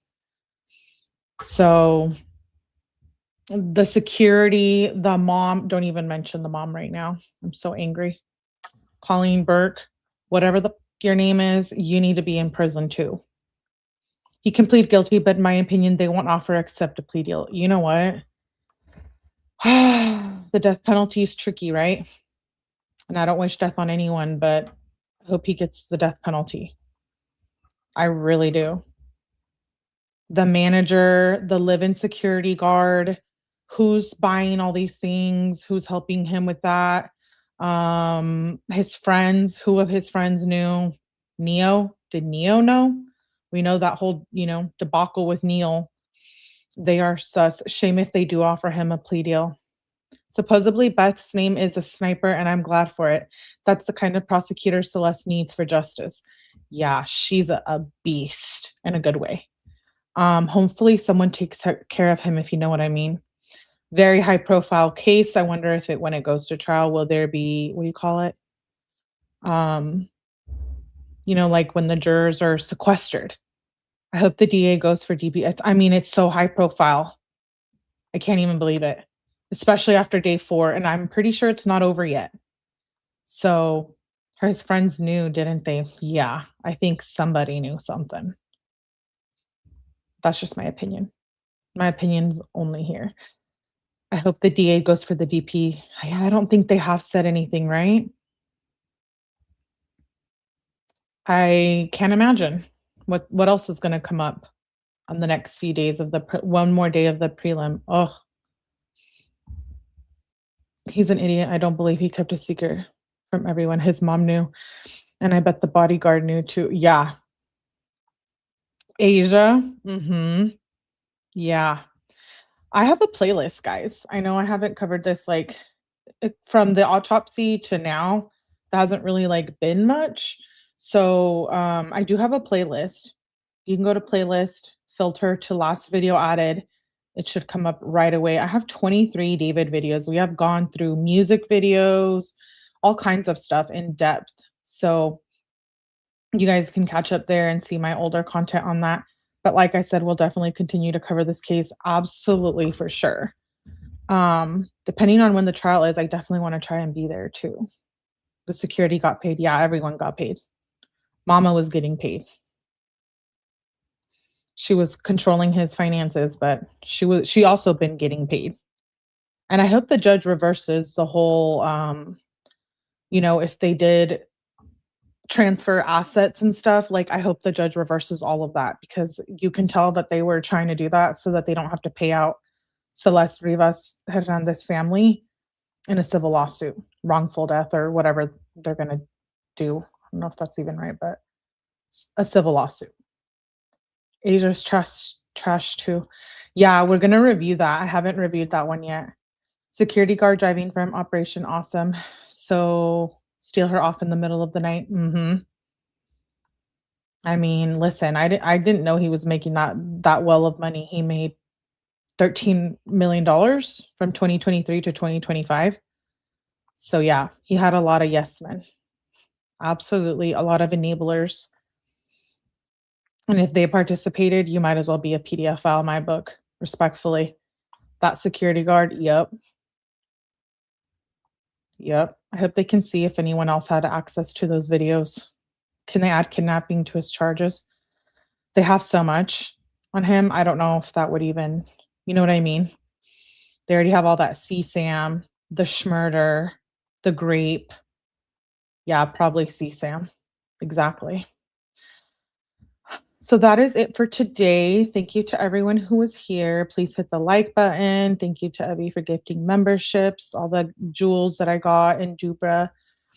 We do have a Kenzie live. Let me know if you guys are still down for that. I know it's late for those of you that are ahead of me, but I do have a members only live. I was going to make it public and then members only. But if you're going to be up, let me know. There's no punishment. 2 hash PDFs should be handed over to the parents to decide. Yeah, I'm thinking about it. If y'all are still going to be up and down for a late night, then yes, I will schedule it in just a little bit. I hope they hit him with even more charges. DA said the charges are so far, meaning more can be added. Then there's the feds. Yeah, I think the feds got him too, for sure, with the CSAM and the traveling and all of that. Yes, okay. Okay. It looks like you guys want to do it. Okay. I'll schedule it so you guys get a notification after this.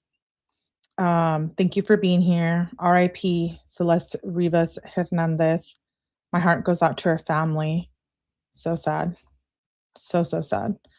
Shout out to all of you guys for being here, and shout out to the replay viewers. We will continue David case tomorrow. I want to get through those transcripts. I think we can do it in a live. So we'll probably do that and go from there. I appreciate you guys for being here, and I'll see you on the next one. Bye.